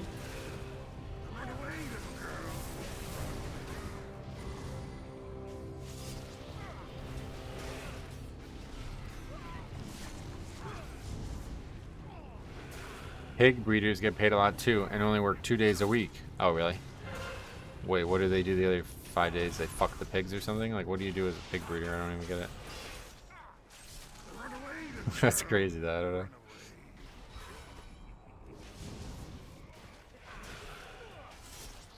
I mean, what is it? What is a pig breeder? Why would you work 2 days a week?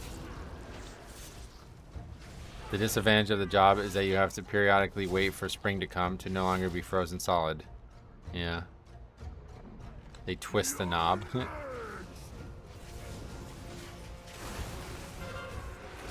The disadvantage of the job is that you... Oh, we read that. You prepare the pig, like jump on it, etc. Wait, really? That's... Yeah, that's illegal, I think. Sounds like grooming. That's what I was thinking, yeah. It is really dangerous. One fuck up and you're dead. Oh, man. Kind of like missing an interrupt. You really like the WoW comparisons. That's good. Pigs, as in the animal, or... Yeah, definitely not police. I don't think people would say that, right?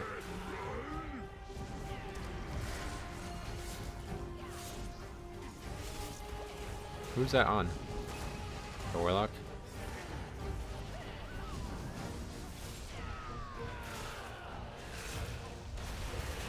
You probably also have to groom the pig too, though, right? Beware. So you also have to do that.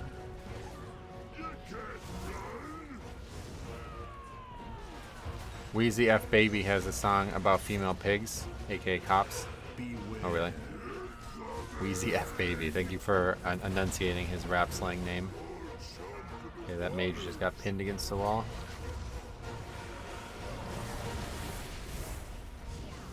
State mandated breeding. I think the Germans did something like that in the 40s. Oh, really?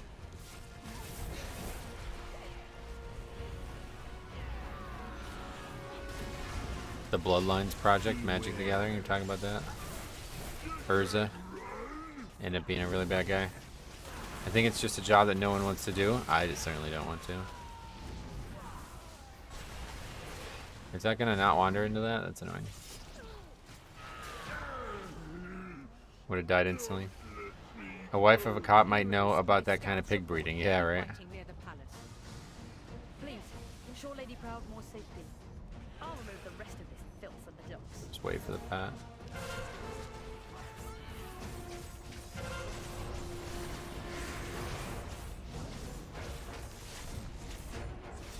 Where is it? Taking forever.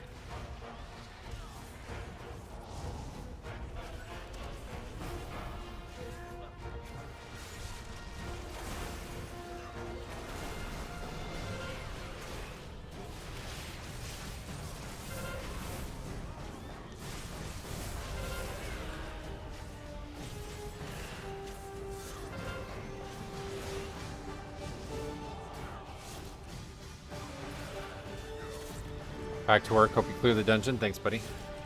Have a good, safe day at work, and I'll see you tomorrow, maybe. Holy Priest still do no damage, huh? I don't know. We'll find out. This will be the first Holy Priest that we have logged, so... They were really good damage dealers last expansion. Describe a normal day for a pig breeder. I start by preparing a nice bouquet of truffles, and then I put the fanciest bow tie I can find on the pig and light some candles. Probably not how it goes, but maybe.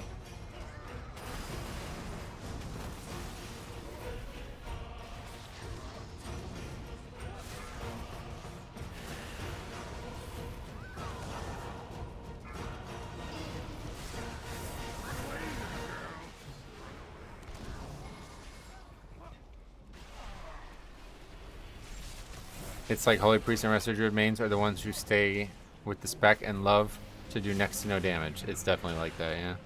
Not sure why. Kind of weird.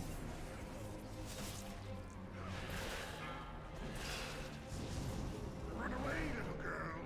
Run away.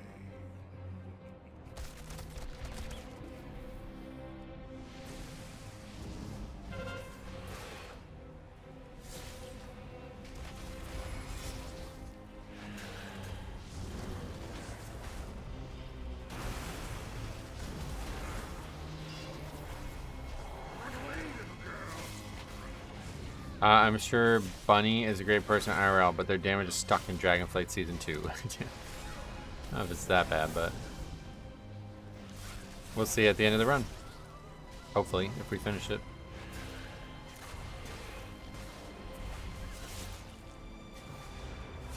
Did you see the new level 20 tiered reward for the new raid dungeon? No.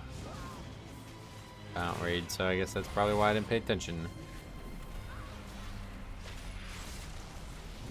I read your comment partially and was ready to reply back that they are not loyal to their class, but they just hate doing damage. And then I realized that was your exact comment. Yeah.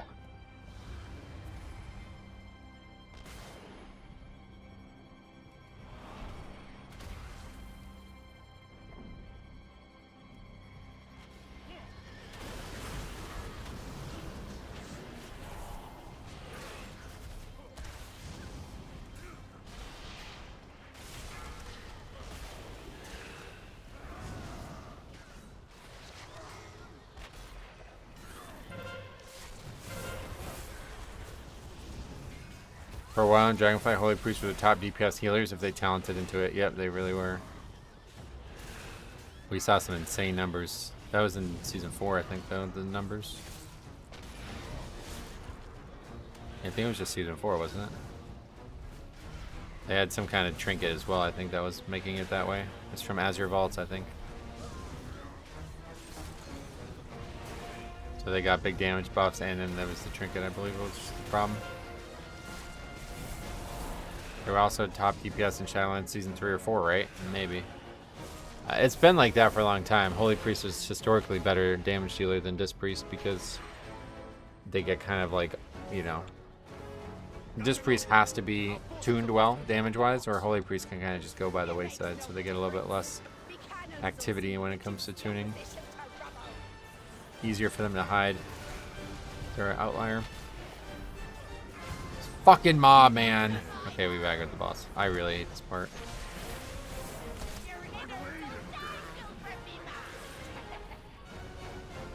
Beware, beware.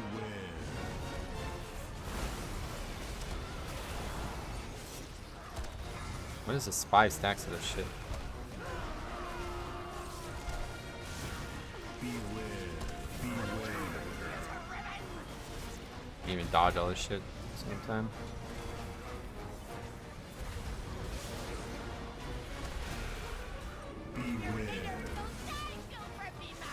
Oh, there goes the run. The mob just like fucking walks right into the boss constantly, dude. It's so annoying. I swear I hard striked it as well. I don't understand. Kyrian Priest did a lot of damage in Night Fae. Oh yeah, the Night Fae thing. Yeah, I remember that. It does feel relaxing to play Priest. No expectation to do damage. You definitely have expectation to do damage. That's the thing. That's what we're describing right now.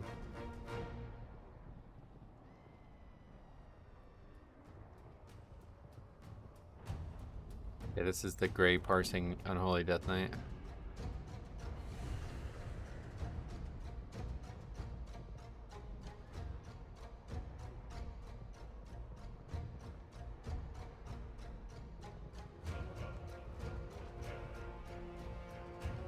Yeah, the spotter just like walks into the boss basically.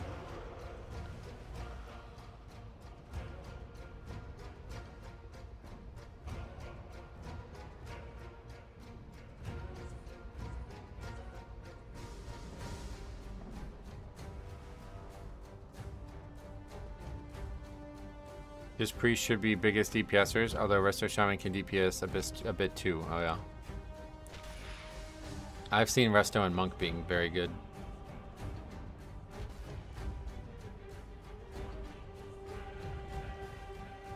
It was kind of a joke. No one expects you to do damage. Oh yeah.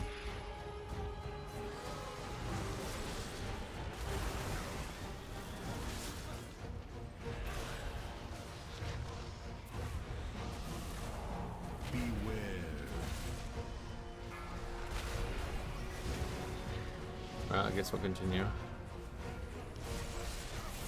I expect him to do damage along with a lot of people, I think. I'm not sure what his point is at this point, but yeah, either way. Gotta do damage.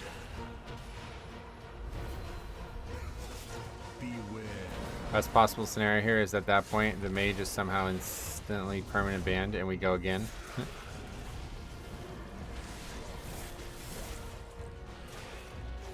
I mean, I don't know what you mean by that either, but the best case scenario is that we finish the keys so we can finally see the full run.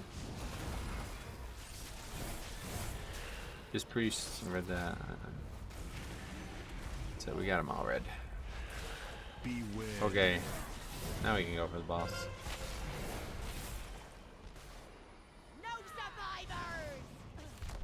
What did we lust on the first boss then, I guess? Did we not lust on the trash? Why was lust not up there? I don't know.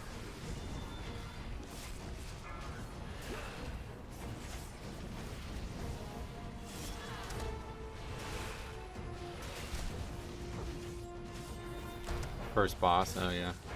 I think the chance to finish this key is very low either way. Maybe, but this was a very good run up until this point.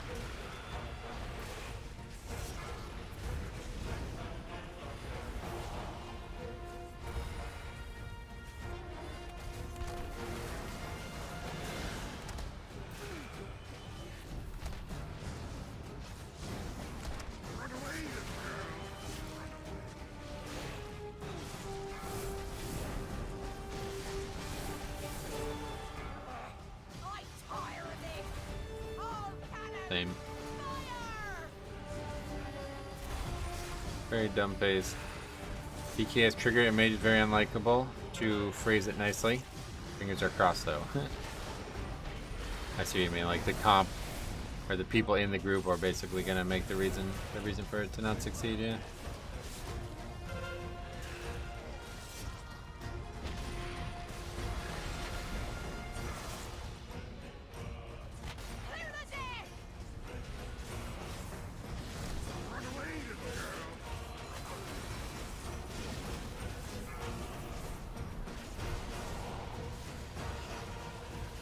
Okay, we're gonna list some squirrely uses of that spell.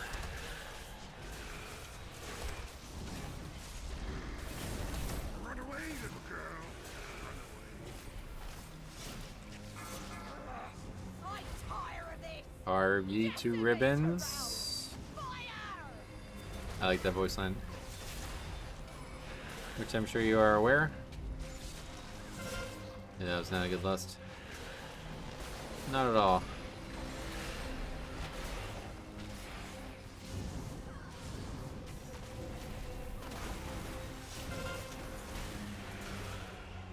But a lust in the bush is worth 2 in the hand, or no, other way around.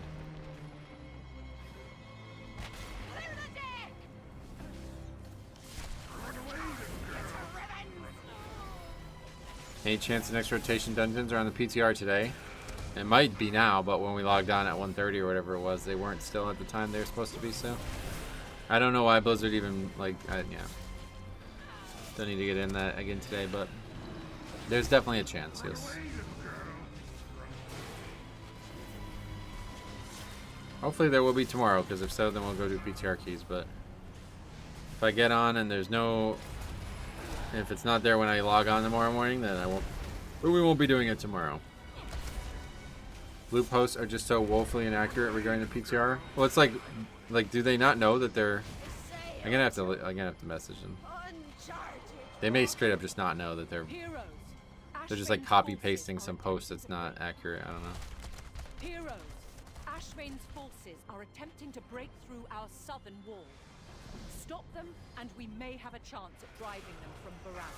I'll rally the militia and secure the castle. Good hunting. Oh god. Beware.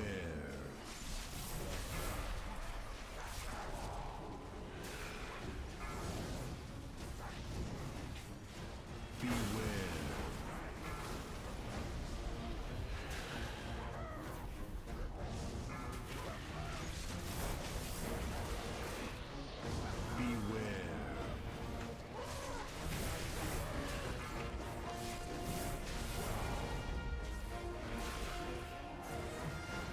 I wonder if the War Within Season 2 will be better or worse than Season 1. I don't know.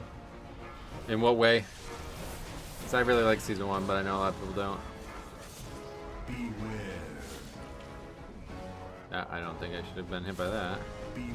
Thought I was clean of that. I think it's a fantastic rotation of dungeons so far. Oh, really? Yeah, the tuning is a bit of a concern, but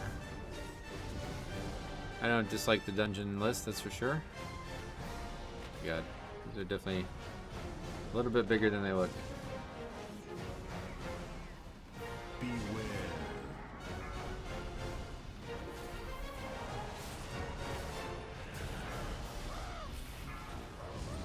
Okay, it's just not gonna work. Beware. This pull is not gonna work like this. We gotta be able to combine it before the big guy, I think. Beware.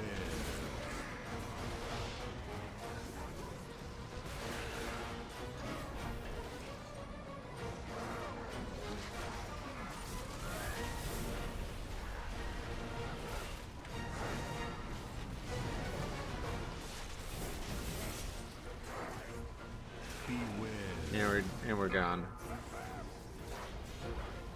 Beware. Pop was vouching for the fact that you dodge all the bananas. Oh, poor guy. The smash can be line of sighted, but it's tricky sometimes. Oh yeah. Only the strongest survive.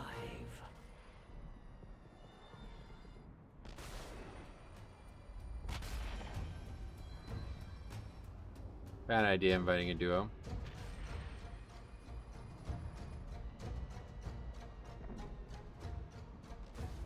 Weirdly bred out. I'm just gonna rectify that. I go reporting this duo. Oh my god. Or the 3300 as well? Yeah, that's another big red flag. Definitely wish we could have finished that one. Yeah, the other side's a good dungeon. I wouldn't mind seeing it again and seeing what they change. No tuning updates for PTR is kind of whack. There's quite a lot that should be done. Oh, really? Don't fall over the rice bags, aka bananas. Rice bags. Not sure what that means, but yeah. A lot of bananas there. It's hard to dodge them, I guess. Alright, let's see. Did that finally update? Nope. I don't know. Don't know what's going on with that. It's frustrating. That was the best part of the add-on for sure. So if it's not going to work in real time, then I guess we're kind of fucked. You wait. You wanting tuning update on the PTR must mean your class is bad then. Yeah, right. Alright, we do have time for one more, but it has to go soon here. So let's get this moving. We'll look at stuff elsewhere. Disband. Holy Priest. Fucking Holy Priest. We're not gonna have a Holy Priest on that list, so let's just add one. Frost Mage, Unholy, and Warlock.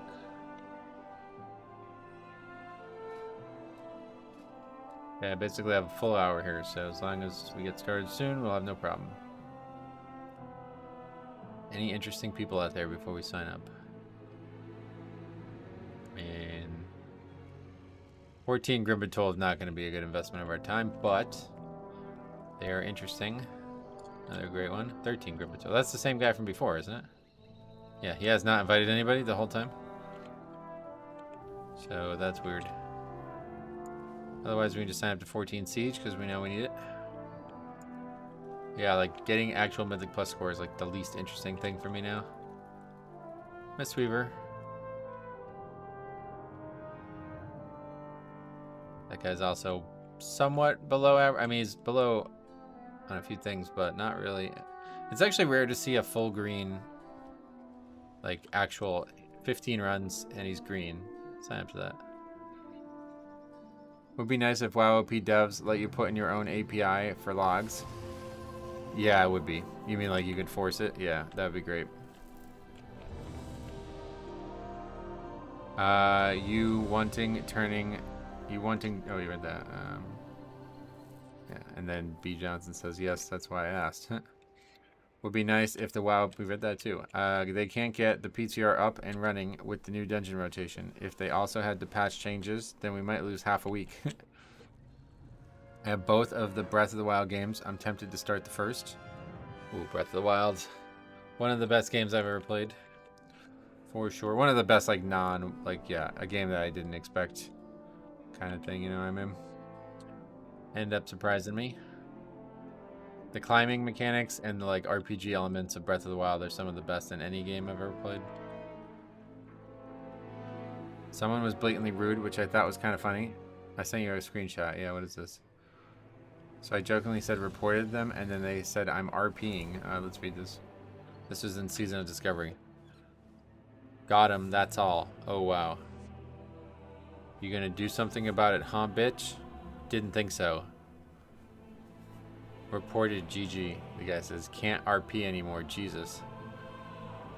And then this guy says, LaMayo, Laugh Maffeo, pipe down, little girl. And then that guy says, go outside. Yes, I'm role-playing in a fantasy game, idiot. And then somebody says RPing isn't done in general chat. What the fuck? What is he RPing as, an idiot? He's taking it too serious, maybe.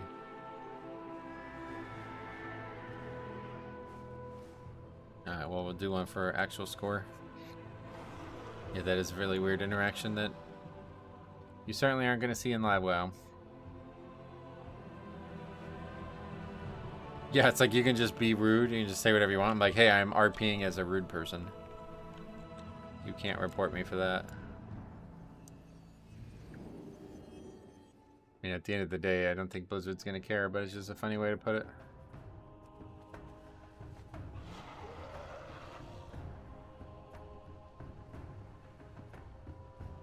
It's just a prank, bro. Yeah, right. He is RPing as the tough guy he always dreamed about being. Oh, yeah. That's actually a good idea. That's why I picked Orc, actually, because I always thought, like, I was, like, really, I lacked, like, physical imposing features or whatever you would say, and then you see an Orc and you're like, fuck yeah, that's who I wanted to be, you know what I mean? Something like that. That's why I picked Night Elf, too. These Spriggans I wanted need to be be tall and stopped. bald. I say we give them a taste of their own medicine. I didn't report them either. I think it's just a funny response. Yeah, it's a really, really good troll. It's to say you're gonna report somebody. They always bite. Like, it almost always bites. It's like too easy of a troll. Like, I could do it right now, right? I'd be like, hey guys, I'm reporting you, and like everybody's just gonna immediately get defensive. I chose Dwarf Paladin because Cartman's tune was a dwarf with a hammer. I later learned he was actually a warrior.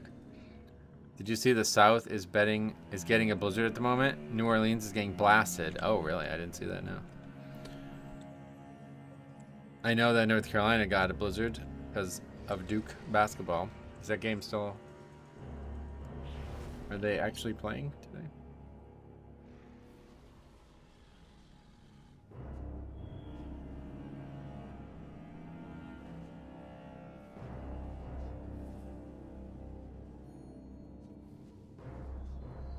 No, they're just not playing today anyway, I guess. Are they playing tomorrow? They're not playing tomorrow. Which day are they playing? Never? They have a full week off? That's weird. I feel like they're not playing a lot of games this season. I don't like this new ACC schedule, though, at all. How they're going to play only one game against almost every team. They only play 2 teams twice, I think. Thanks to the stupid extra teams in the ACC. Time for me to go. It was fun hanging out. Alright, see, man. We'll maybe see you tomorrow, but you'll probably be working. Wisconsin, what I think WA is Washington. Washington here. Wisconsin, weather. Start over. Washington here. Weather is consistently gray and moderate. Kind of wish we got more extremes, but East Coast weather is just crazy. Oh, you like extremes? I don't know about that. The counter to reported is my dad works at Blizzard. Everybody knows that one. And now you learn the true lesson of the void. Jambo would have really liked actual Classic, I think. It's funny how interested in Saudi is, but in reality, all the things he's interested in are just the people and things of Classic that have been that way the whole time.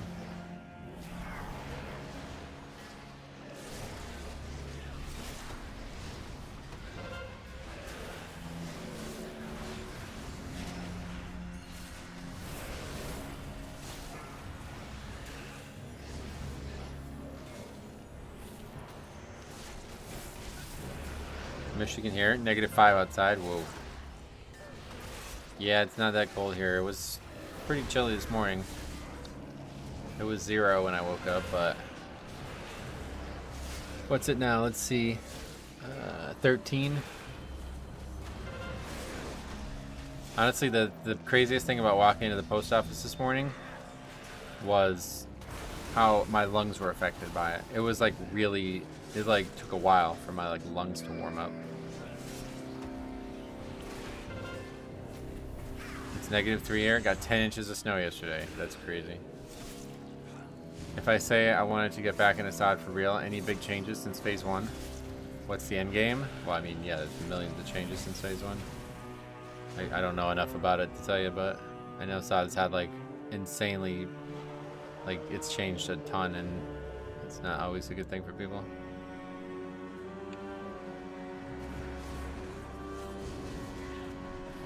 The end game is basically just like classic, though. It's like the same loops, and there's just a little bit more like.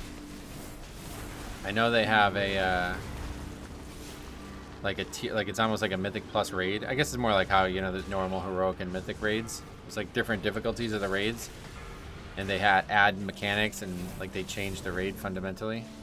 Yeah, and there's a rune vendor now. Yep. So you can just buy every single rune in the game at level 1 for 1 copper each.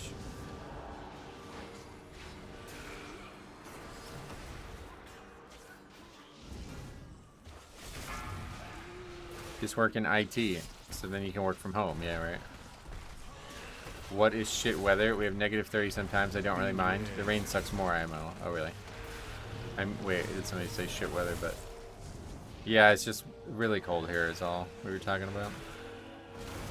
You're in Celsius, but I think -30 is actually still really, really fucking cold no matter what, right? I don't know what it would be in Fahrenheit, but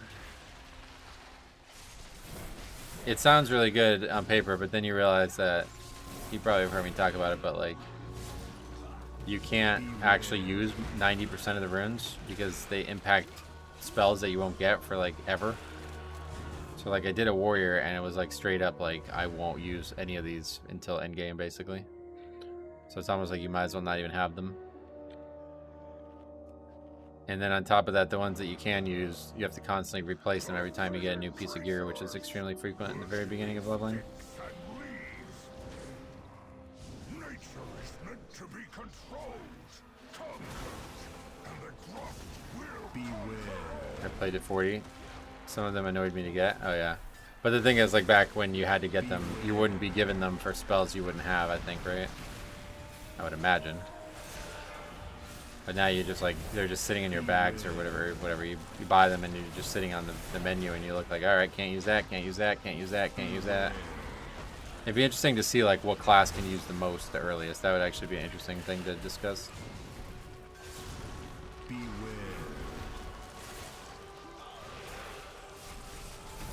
Or like which class has like the most important ones early or something. I have an add-on that swaps them for new gear. Oh really? That's helpful. I lived in Manitoba for a few years and those winters were awful. Manitoba is where? I don't know. In Western Washington, it's coldest it's ever been here in like 20s. I kind of want to experience negative Fahrenheit and wind chill. Yeah, just for an hour and then you'd be hating it. I mean, it's not as, like, I think it gets to a point where, just like heat, right? There's like a time when it's like, it's just not any different. Like, it's cold, but it's like as cold as it's been the whole time. Like, 10 and -10, they don't really feel any different to me. And it's the same way with like 85 to 100. Like, it's the same. Like, it doesn't really feel any different to me. But then once you go lower than that or higher than that, then it's like, whoa.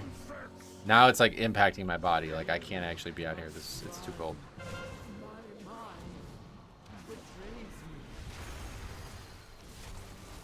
If it was like over 100, it'd be like, nah, it's no longer. You know what I mean? Now it's not just hot. Now it's unbearable.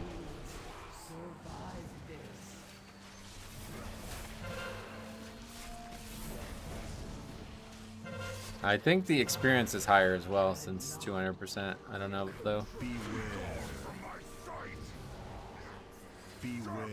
British Columbia, Alberta, Saskatchewan, Manitoba, and Ontario. Some acronym I was taught in school. Oh, it's a California or a Canada thing then. Okay.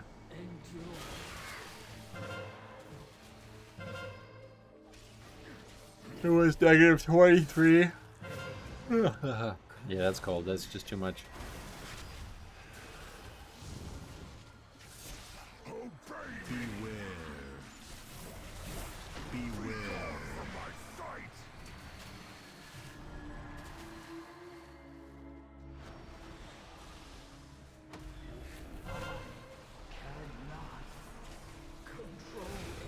Do people do outdoors activities in that temperature? No.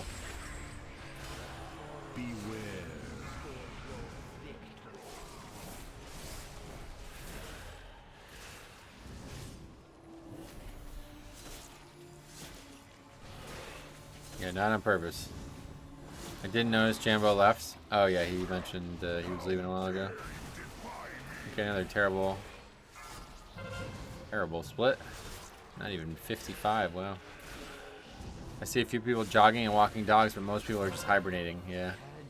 When I was out this morning, I thought it was, like, everybody around me was like, you're an idiot for going out, but there was actually 3 other people outside. It wasn't just me, besides, like, mailmen. I mean, like, there was actually 2 other people walking, and then 1 person on a bike. I was like, where the fuck you going on a bike? But yeah, I guess they gotta go somewhere, so they're on a bike. It was literally the chat line before my side comment. Yeah. It's funny. The only people being outside are linemen frozen to the power poles. Good. I like how you always like kind of go back. We get jokes reused. Like I like that. Bringing the joke back. It's really good. I was thinking an outdoor activity in -30. That's called getting hyperthermia. Yeah. Hypothermia. Yeah, definitely not doing that on purpose. The big ski resort near me was closed on Sunday because of the cold. Whoa, that's crazy. Too cold to be open for skiing. Holy shit. I don't think I could ever enjoy that. I do not like being cold. And I feel like you're going to eventually get cold, right? No matter how warm you dress while skiing. Maybe I'm wrong, though. Maybe if you dress warm enough, you'll be alright. But it's like, I don't think I could ever do it. Hey, Valoran, what's up, man? Welcome. We probably should have been on bots here. This is a bad no call, basically. 150 million, I think it was. We could have beaten that. Yeah, we probably still can. I probably should switch.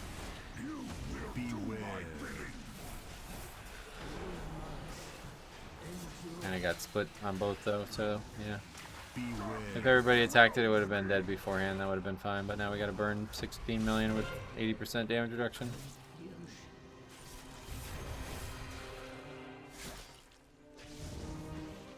Well, look at that. What is that green shit? That was, what the hell was that? That was crazy looking. Never seen that spell before.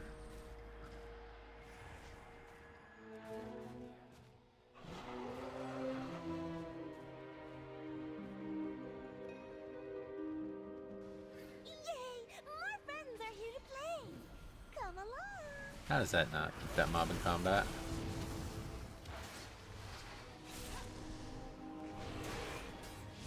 Okay, this was another thing that we were talking about this weekend. This is going to be a really hard question to answer, but if you had to pick one movie quote, what's your favorite movie quote? Like, you can only pick one. Favorite movie quote. I won't be answering this question because I cannot pick one. This is why we talked about it in the first place, but yeah, I'd love to hear other people if they can pick one. The answer that I got was "Run, Forrest, Run." I was like, really? And it's like, yeah, it's iconic. It's like, it's stupid, really. It's not. I wouldn't really say it's that good of a quote. I am your father. Wait, what is that? No, I am your father? Is that not Star Wars? What is that?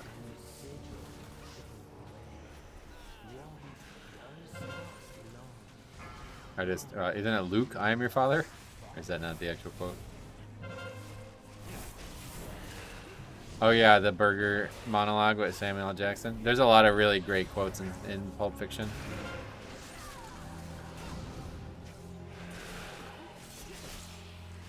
My favorite actual quote in Pulp Fiction is in the final scene where he tells the guy that, like,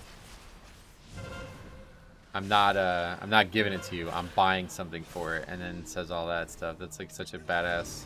I love that. No, I am your father is the actual line. People always misquote it. It's the Mandela effect. Oh, that's funny. Yeah, I never really watched Star Wars. I probably saw the original Star Wars maybe 2 or 3 times in my life, and that's it. I never watched. Well, I watched like episode 1 and those ones as well, once or twice, but I'm not a big Star Wars guy. I really don't like sci-fi. What does he say to him that he replies, "No, I am your father"? Then I thought he was like, the quote was like, I want to tell you something. Luke, I am your father. I thought that's what he would say. And I will strike down upon thee with great vengeance and furious anger those who attempt to poison and destroy my brothers. Yeah, that was another thing we brought up a long time ago, because there was this person that I used to email all the time, and every time you'd get an email, they had like a signature. And in the signature, it had like a random Bible quote every time. And I always wanted to do this just to fuck with the person. It's just reply with my having a signature of the quote from Pulp Fiction and see if they notice. But I was like, I still respect religion. Like, I'm not gonna do that, but I thought that would be absolutely hilarious if I did that. Oh, I see. Obi-Wan told you killed my father. No, I am your father. I see. I see.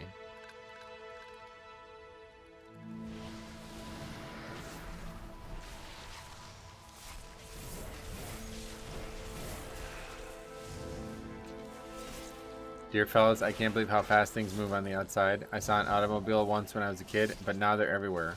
The world went and got itself in a big damn hurry. That's, you're talking about Green Mile, is that what that is?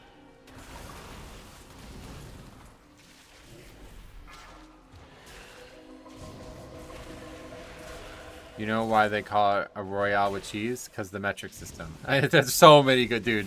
Quentin Tarantino is the king of lines, right?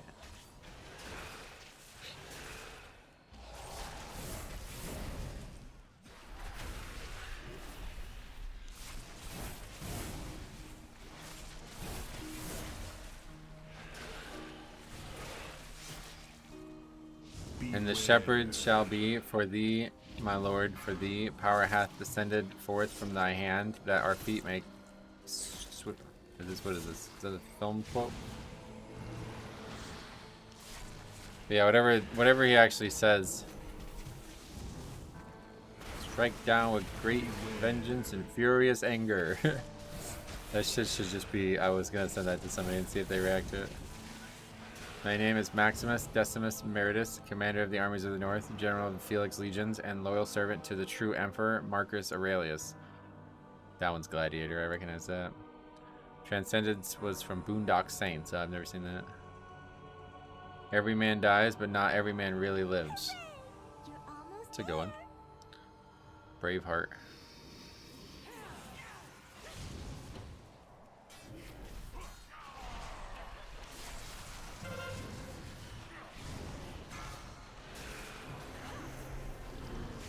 Hate Sugar, what's up? How's it going so far today? Good, yeah, fine today. Had some internet issues throughout the day, but other than that, it's been good. My favorite quote from Pulp Fiction is, I don't need you to tell me how fucking good my coffee is, okay? I'm the one who buys it. I know how good it is. It's just every piece. Literally, you can literally quote any line from that and tell me it's your favorite quote, and I would be like, yeah, it's a great line. There's not probably one piece of dialogue in that whole film that I wouldn't be like, oh yeah, that's not very good. It really is one of the best like written dialogue films ever.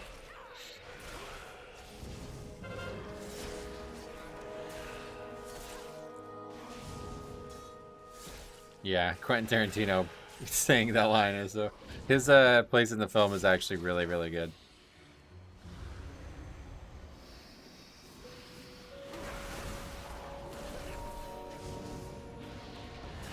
According to Google, the most used movie quote is, frankly, dear, I don't give a damn. What the hell? Who says that?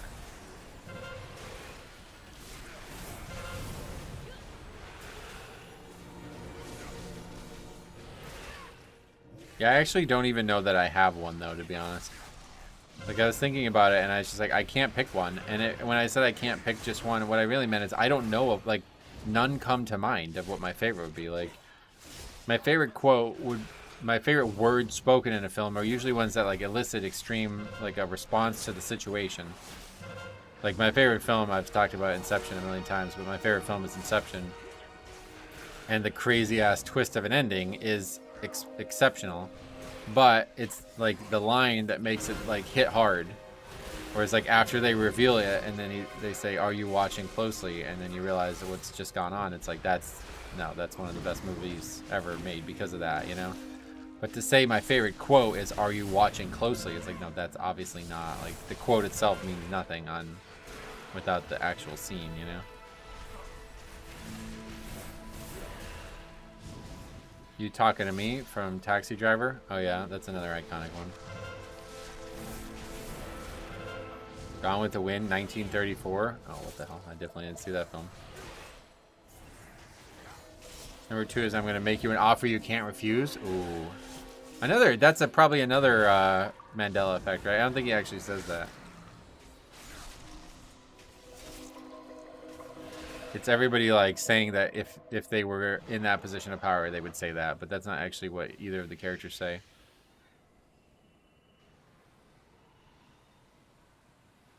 He tells Tom like, go make him an offer he can't, or he's gonna make him an offer he can't refuse is what I think. I don't even remember. Yeah. You did it! Good guess. We're gonna have so much fun.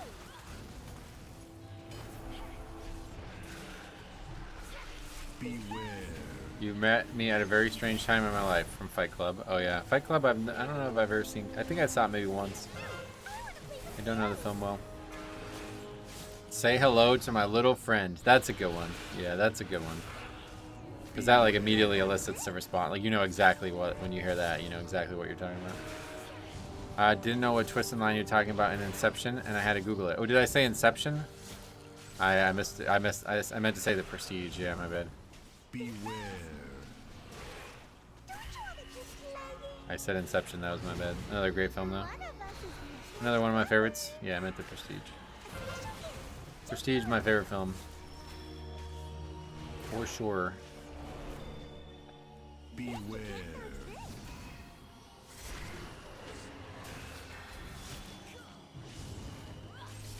All these memories gone, like Tears in the Rain from Blade Runner, really gets me. Oh, really? Beware. I've never seen that film either.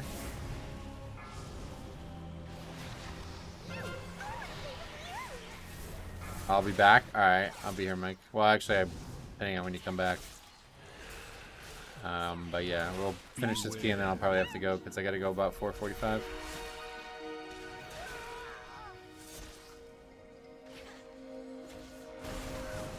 He meant the quote. I know, I was joking. Beware. Get to the choppa. Is that what is that? What quote or what film is that actually from? It's a famously used quote to make fun of his accent, but I've never actually, I don't know what film that's from. Also Terminator? Oh, it's Predator. Oh, okay. Wait. It's the first Predator, is it? Okay. I didn't even know he was in that. I've never seen that, I guess. Beware. Doesn't make fun of his accent, it celebrates it. Oh, really?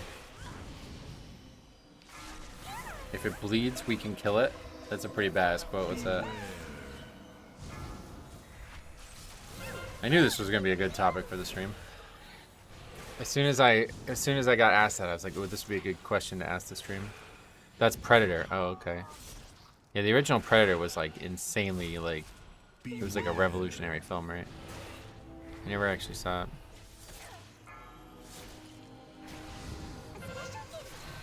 It was like totally like unique IP, right? It wasn't a book or anything. Oh, the Huckleberry line from what's the name of that film? Tombstone, right? I watched that for the first time about maybe 2 years ago, 3 years ago. I'm your Huckleberry. It's a really weird thing to say to somebody, but have you seen Interstellar? I haven't, no. You would think, considering how much I like Nolan's stuff. I probably should, but I never get around to it.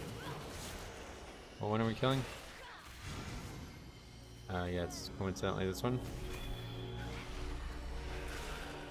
Interstellar is so good. Everybody tells me that, yeah. Go ahead and make my day, punk. Good, bad, and the ugly, yeah. That's another film series I've never seen.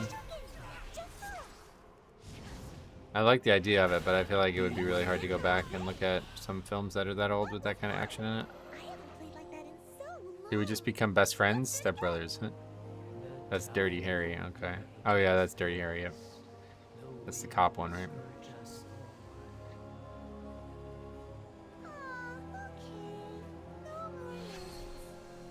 Fly, you fools. That's a great one that hasn't. Your survival wasn't necessary. That happens way too often. That's a great one though that hasn't been brought up yet. That's probably one of the. I constantly quote that without even realizing. Clip it. That literally happens to me like every time I run the dungeon. I don't know why.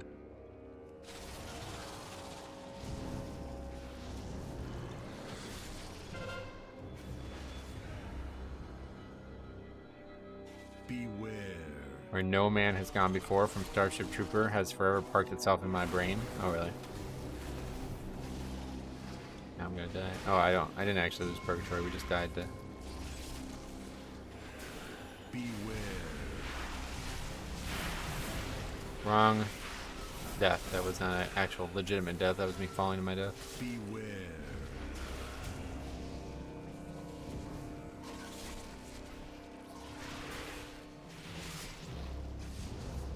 Beware.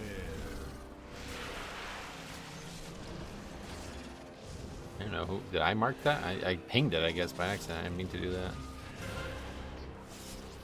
Fly you fools is another Mandela effect. A lot of people think it's run you fools. Oh really? Fly is like the number that no. Who thinks that? People who didn't see the film?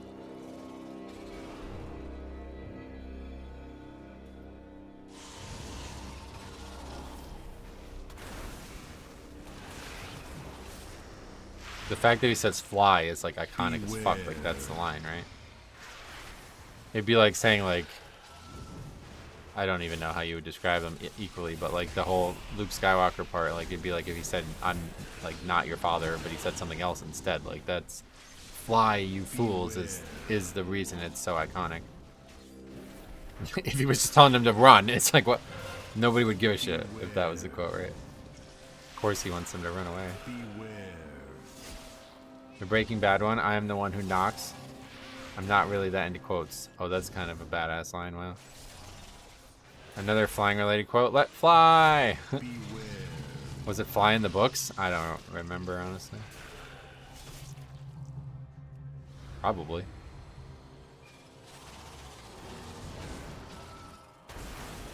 Didn't Darth Vader say, call me daddy? Yeah, see, that would be the equivalent there, I feel like.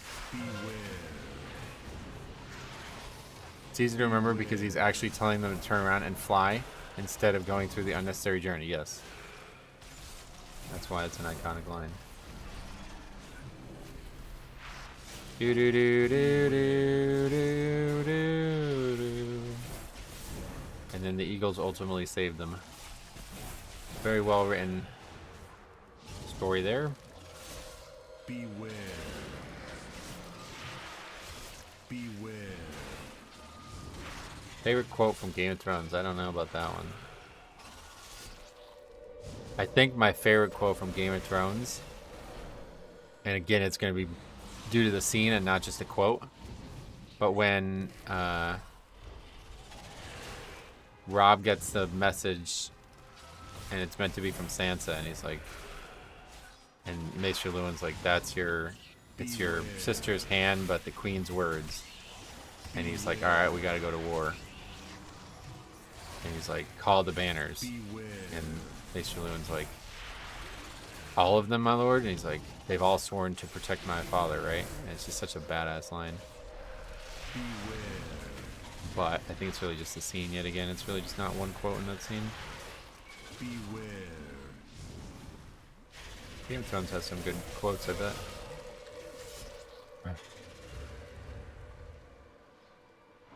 I like the song in Game of Thrones that the Lannisters sing about the house they destroyed. Yes, Reigns of Castamere. I like that song as well. Who are you? The proud Lord said that I should bow so low. Only a cat of a different coat. That's all the truth I know. Oh. A coat. That's bad. I think we're gonna. Yeah, we don't have enough time now with that. A coat of gold, a coat of red. A lion still has claws, and mine are sharp and long, my lord, as long and sharp as yours. And so he spoke, and so he spoke, this Lord of Castamere. Now the rains weep o'er his host, not a soul to hear. That band that sings it in the wedding, Joffrey's wedding, and ultimately death. That's one of the coolest covers of any song that's never existed before in my life. Like, they actually cover a song that doesn't exist. That's really cool, right? Sigur Rios, I think is the name of that band.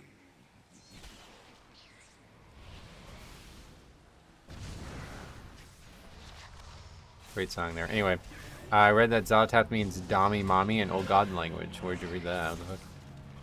That may not be accurate, unfortunately.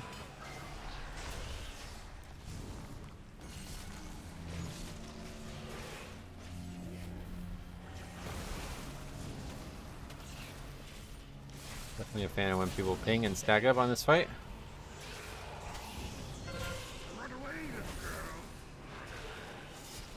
It's like nobody ever knows that. I guess I need to just start like fucking telling people or something, I don't know.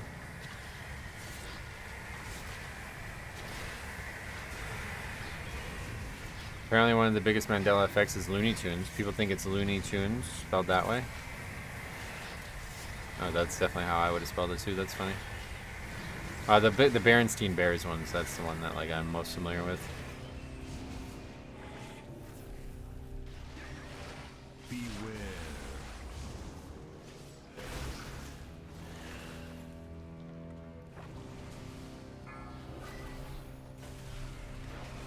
The common people pray for rain, healthy children, and a summer that never ends. It's no matter to them if the High Lord play their Game of Thrones, so as long as they are left in peace.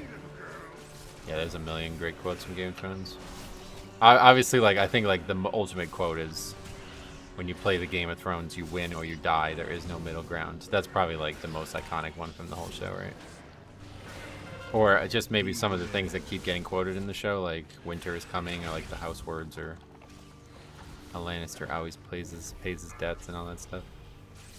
Or yeah, fire and blood. I always say that. I like that. That's like the best house words for sure. Run away, little girl. Run away. The North remembers. Yeah, I say that too all the time, actually. Without even meaning to. Yeah, I'm not upgrading this one. But, I don't know. It's kind of close, I guess. Just going over count really is what fucked us so bad there.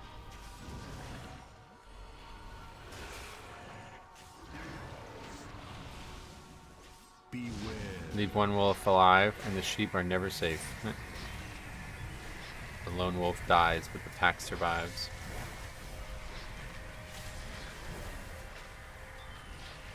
Really the music though, man. Those scenes are made by the music in Game of Thrones. It's so good.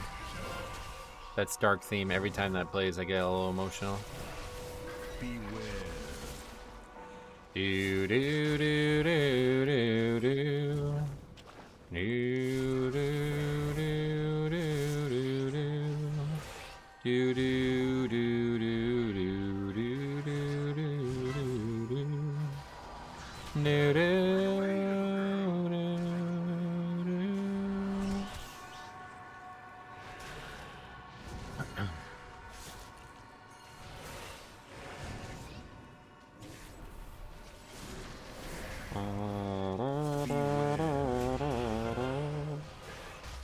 Anyway, I've never seen Game of Thrones, but even I know winter is coming, yeah.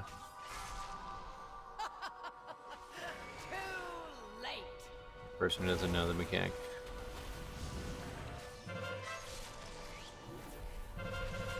Run away, little girl.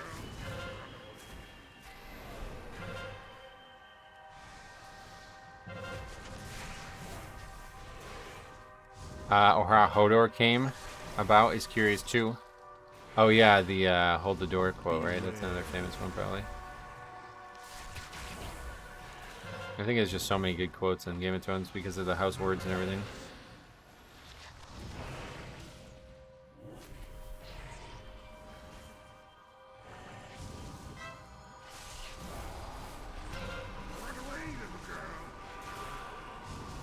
Varys' whole scene where he explains his castration and then opens up the box and says, "Hello, old friend," is one of my favorite scenes and quotes. Ooh, that's a good one too.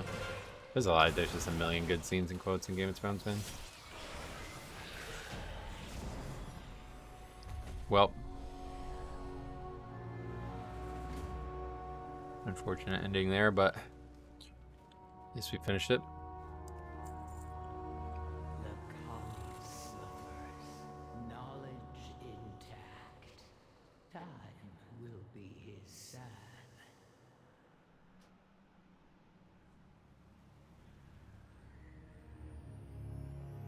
Tyrna's will remember Why is he saying you're a bot? I'm not sure. always.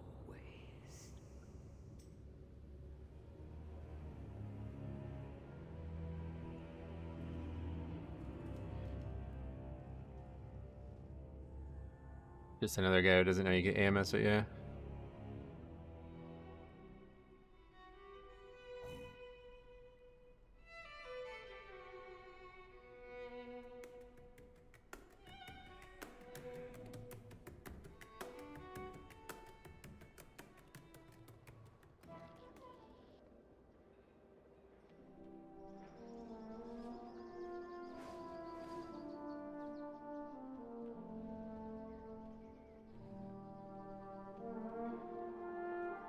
Yeah, I don't know why he's calling it the bomb kid. I think this is like a defense mechanism. Like, I'm challenging him, and now he's like insulting me, but he's like, wait, I also want to insult other people. Nope.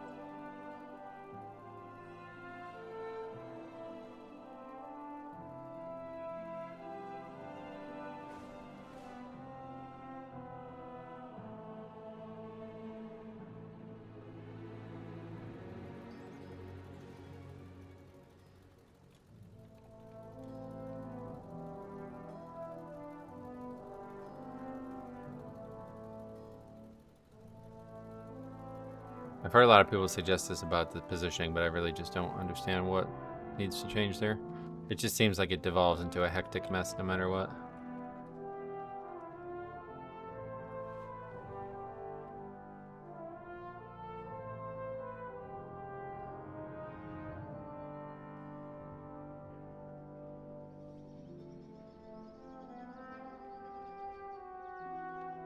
Oh yeah, I can get the ring upgraded too, because I still have about 20 minutes before I gotta go. Aren't the lines fake when you use AMS? Yeah, they don't do anything. And that's what's so offensive.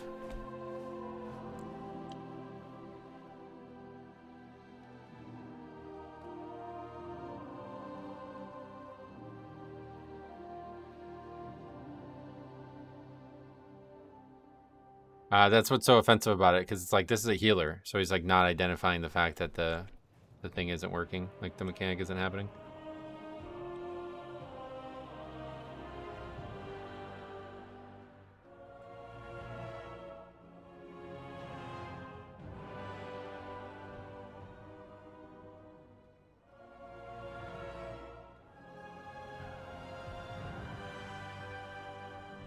I don't believe I was tanking in the middle, though. That's what I'm saying. I don't really understand that. Like, the room is just a total fucking mess. Like, there's gonna be shit that you have to avoid. It's always gonna be a mess if everyone doesn't stack for the poison, right? Which is why I try to AMS it. If you play with a Death Knight tank, you'll just want to track when he AMSs it. Yep. He just needs to not be at fault. It's not even about the boss. I mean, it sounds like it at the end there, yeah. Bad Blizzard design, honestly. AMS it also, but for a long time I thought it was not even working because you can still see the lines.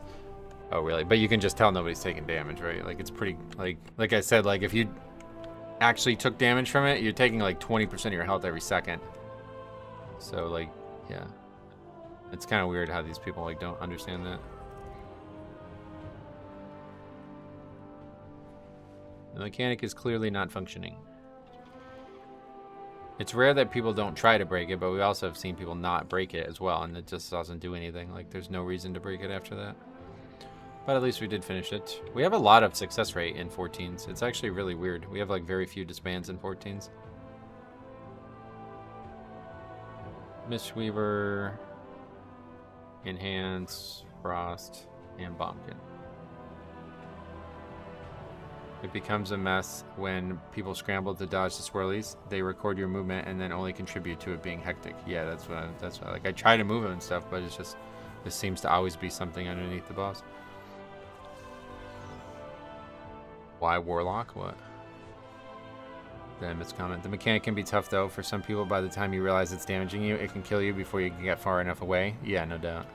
But if like in that case, like they're scrambling to run away from me and I'm just chasing them and they're not taking any damage, like, are you even paying attention? Like, you've had this mechanic for like 5 seconds now and you've not taken a single point in damage. What do you think is the cause of that? The only class that has any excuse to not notice whether the Mind Link does damage is Warlock. Everybody else notices within 3 seconds. Right, because of the bulk shield they have, you mean? I've even had like a viewer flame me for not doing the mechanic right, and I was like, brother, I'm AMSing it. Like, you're flaming me for something that you don't even understand. Like, it's really weird. It's pretty obvious to me. I guess they really, yeah, like you said, like the line, but it's like, I don't know. It's just like a visual bug, I feel like. All right, anyway, we will go and do that since we do have a little bit extra timing. Oh, also, let's take a look one more time at WoWOP if anything's been updated. Because I really want to look at this.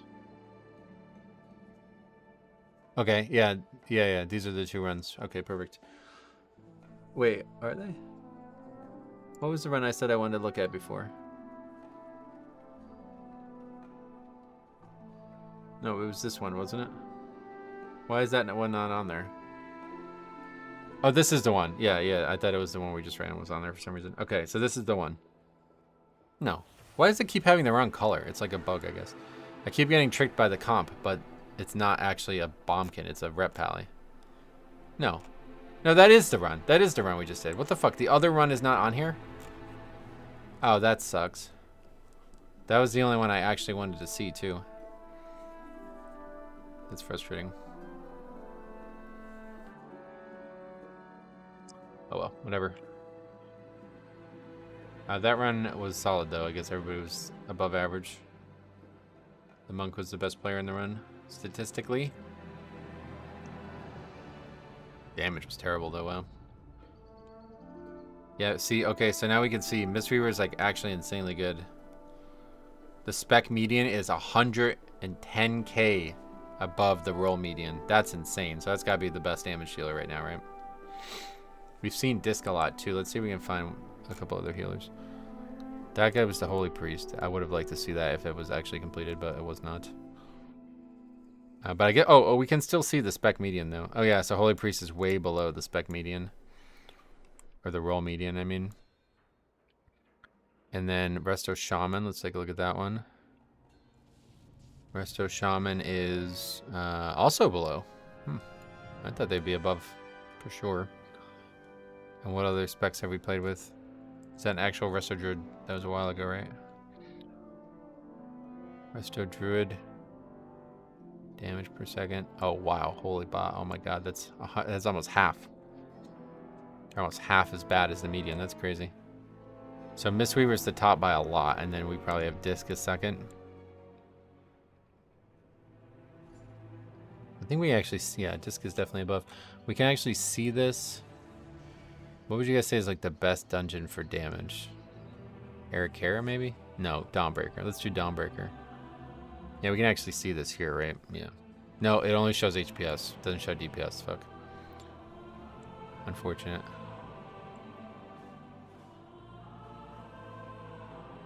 I was really shocked to see how good Blood Death Knight's completion rate is. Like, they're actually the top completion rate for all tanks and a lot of these keys.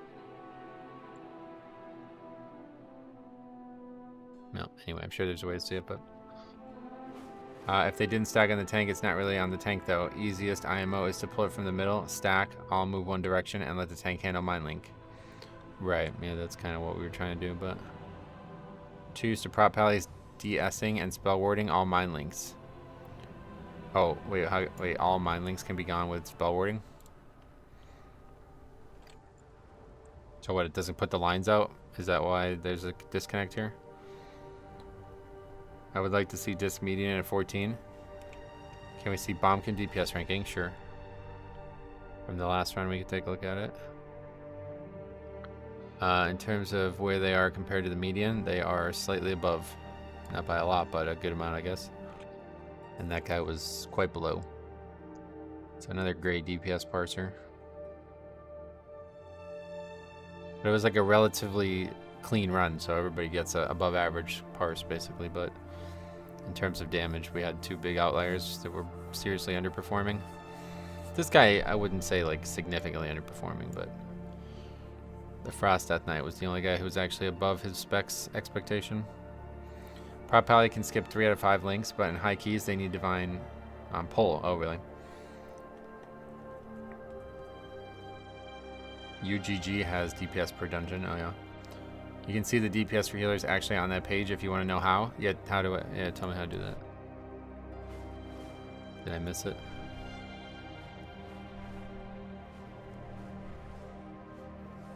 Okay, let's go. Survive or ride on the Sky Piercer. What is that? Oh, you're finally here. Pirates are prying up anything that ain't nailed down, and I'll catch up cola. Oh, I hate stealing. I mean, the balance sheet was bad for sure in that group, damage-wise, but so was everybody, kind of. The Frost Death Knight was the only one who played well in that dungeon. Everybody else was pretty bad. It's just enhanced. It's just better tuned than... You see, like, the difference? Like, that's the thing, right? They both sucked. This guy sucked a lot worse than that guy did, to be fair, but this guy also sucked.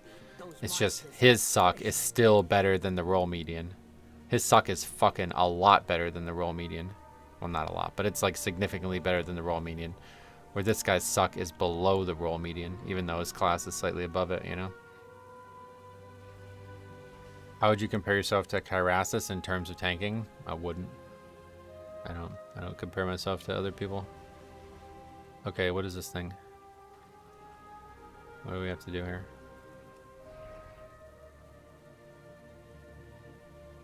Yeah, that's what I'm saying. The enhancement's a top DPS, but he's great. That's just how strong enhance is compared to the other specs. Push forward, okay.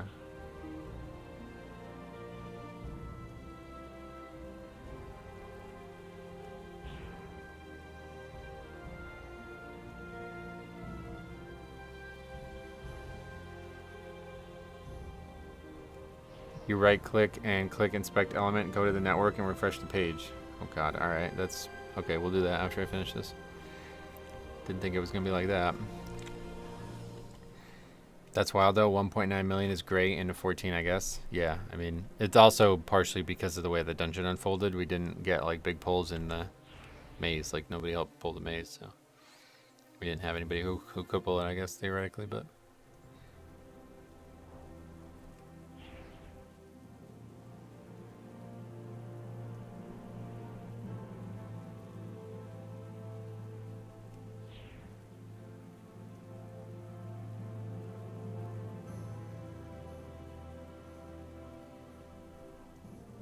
that's such a specific way to solve that question. That's crazy. So that's like delving into the code of the website to get information that's stored on the website but not displayed on the page. Is that what that is? S-Jack? Jack? I don't know how to pronounce that, but...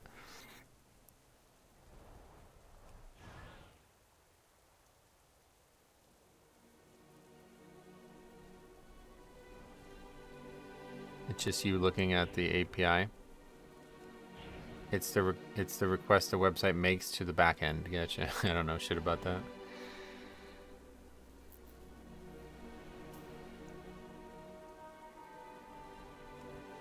This is a long time, but I guess it's pretty short in grand scheme here.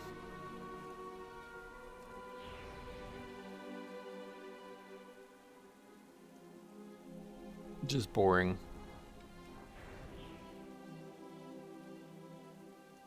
Is this the last actual upgrade as well?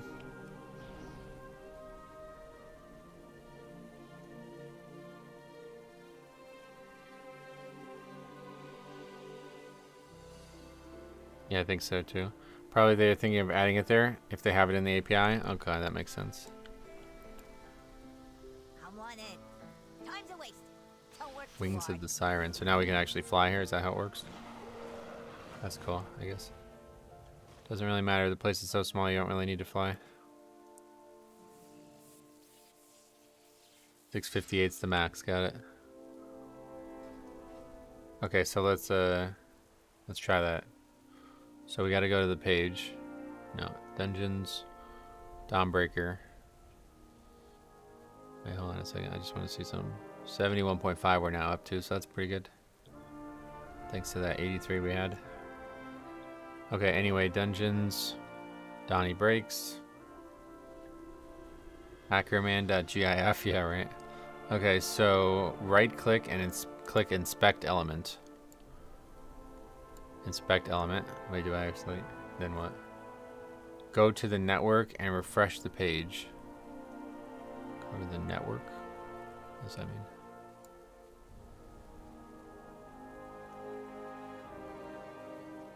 Networking, where is that? Oh, it's here. Got it. Okay, network. Refresh the page. Okay. Click the filter fetch/XCR. This. And click on the one with the dungeon name in the title. Dungeon name in the Dawnbreaker, this. And then what?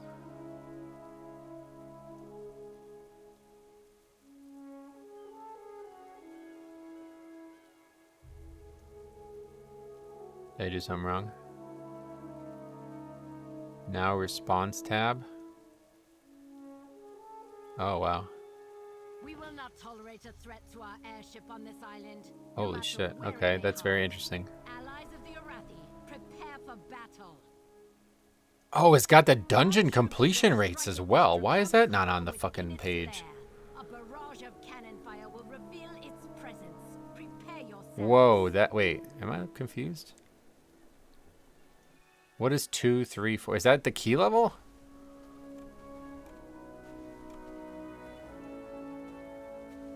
It's gotta be, because 20 is 0. Whoa. A 19 only has a 17% completion rate. That's crazy. There's only 15 completed runs. Commence bombardment. That's pretty hardcore. But this is only of logged runs, which is a bit of a thing, because we were talking about this before, and it's like you can start to compare this to the spreadsheet, but at the end of the day, not all the runs are logged in the world. So if we're looking at a 13 and we see a 73% finish rate, that's only runs that are actually logged. Okay, so let's see the other stats. Yeah, so then we have tank. So average DPS for tank in this dungeon is Prop Pally is 683k. Death Knight 617, Warrior 567, Monk is above by a lot there, 645, and then Druid is the lowest. Oh, Guardian's that low, wow. Wait. Oh, I see the brackets. Oh, this is too confusing. All right, yeah, we're not gonna look at that. Okay, so let's just go to healer. So we want to see healer DPS in. Okay, so it's 8 to 12, 8 to 11 first. So let's look at 12 to 13. So should we like put all these down on paper or something? Because it's going to be hard to have a conversation. We're going to forget. Okay. Let's do that. Okay, so Resto Shaman is first.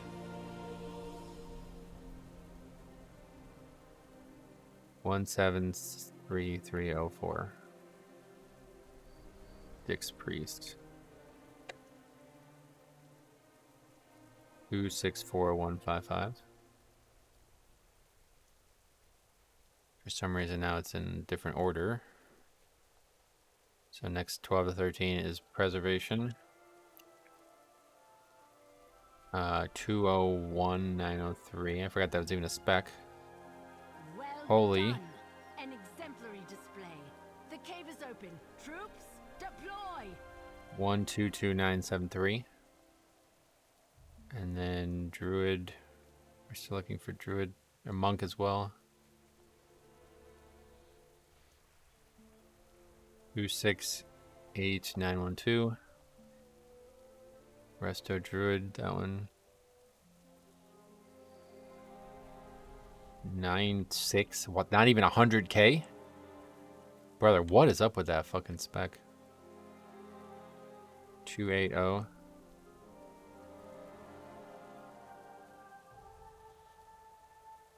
And then Holy Paladin.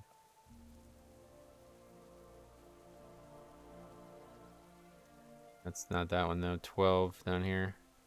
189784. Okay. So the worst is Resto Druid by a lot. What the fuck is going on with that spec? That's insane.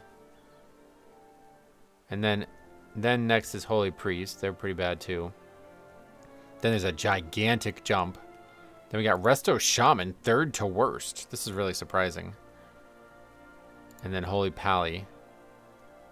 Did you see that I was not able to do graphs for GitHub Copilot promo? The numbers were not adding to 100. Well, I missed some comments. Yeah, Faxi, if the PTR is up, we can do them together for sure. Is this all logged runs or all publicly logged runs? Just publicly logged, I guess. Yeah, that's where they're drawing the info. Zykos says something I didn't know. By the way, you can put a Radiant Versatility enchant item. I had no idea that was the case. I did not know you could enchant that ring. I guess I should have realized. Fluid form isn't taken, so you need a global to do cat weaving, at least in high keys. I mean, that's just crazy how low that is, though. And then, so yeah, Dix Priest and Mistweaver are actually quite tied. Mistweaver is still the highest damage tank. That's actually, or highest damage healer. That's actually very interesting. And then we have, okay, I'm going to have to make like a clip out of this or something, because this seems like really important that people know this. And then we have actual DPS we can look at too, which is going to get really complicated because there's so many different brackets. I'm not going to do that today. I got to get moving out, but that's pretty crazy. So yeah, very interesting stuff. This website has so much information. I don't know if like logs sort this kind of information normally as well, but man, I feel like you can get a lot of good information from that. Resto Druid has to make an active choice to do any DPS. They have no DPS buttons that help their healing, so you have to a lot of 0 DPS healers dragging the average down. Yeah, I would totally agree with that. But that's like that for Holy Priest too, isn't it not? Like, I mean, it's like that for most healers, I feel like, right? Resto Shaman doesn't have anything either. Honestly, just looking this up on UGG is currently better. Oh yeah, so what is, you said that before, what is UGG? Wow. Keep an eye on the time here because I gotta get moving, but no, Holy Priest does a lot of passive DPS with Halo. Oh, okay. Okay, so what do we do? Mythic plus tier set? Tier lists? Healer?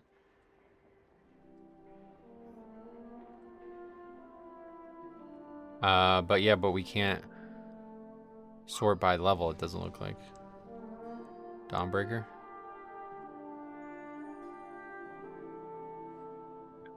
They have just like a really bare bones sorting thing. Or am I missing something? No, that's not even clickable. Why is that even there? But in terms of Disc Priests, I mean, it's similar. Wasn't Holy Pally higher than Shaman? I already closed it. Holy Pally was higher than Shaman on this chart. But it is pretty good, I guess. And then, yeah, Resto Druid is actually way above average for that number, so I don't know. Interesting. Oh, is it? I'm not sorted by DPS. Yeah, good call. Okay, yeah, that makes sense. So Lightsmith Holy Pally is way above Shaman. Interesting. Very interesting conversation to have. Didn't realize Druid was that bad, though.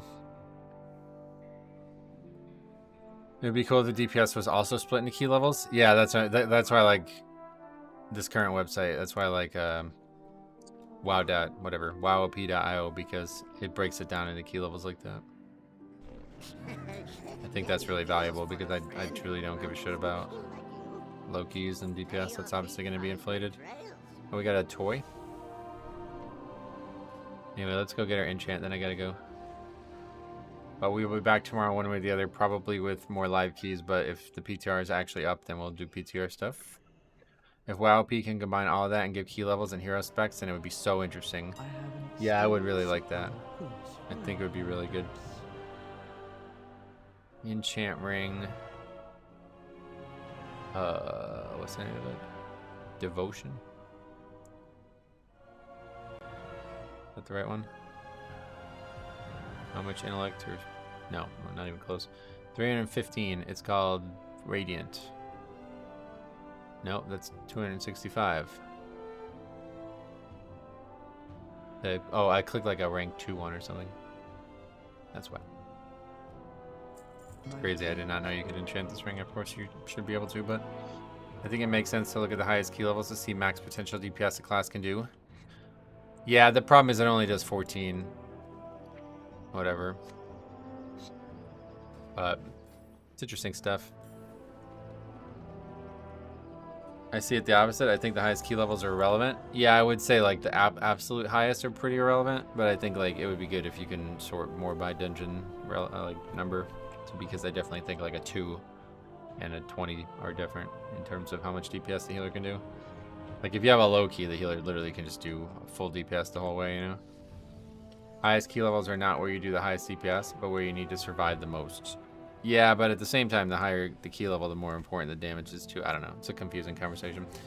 Anyway, I will be gone. I will see you guys tomorrow. Thanks for watching. We'll see you guys in the next one.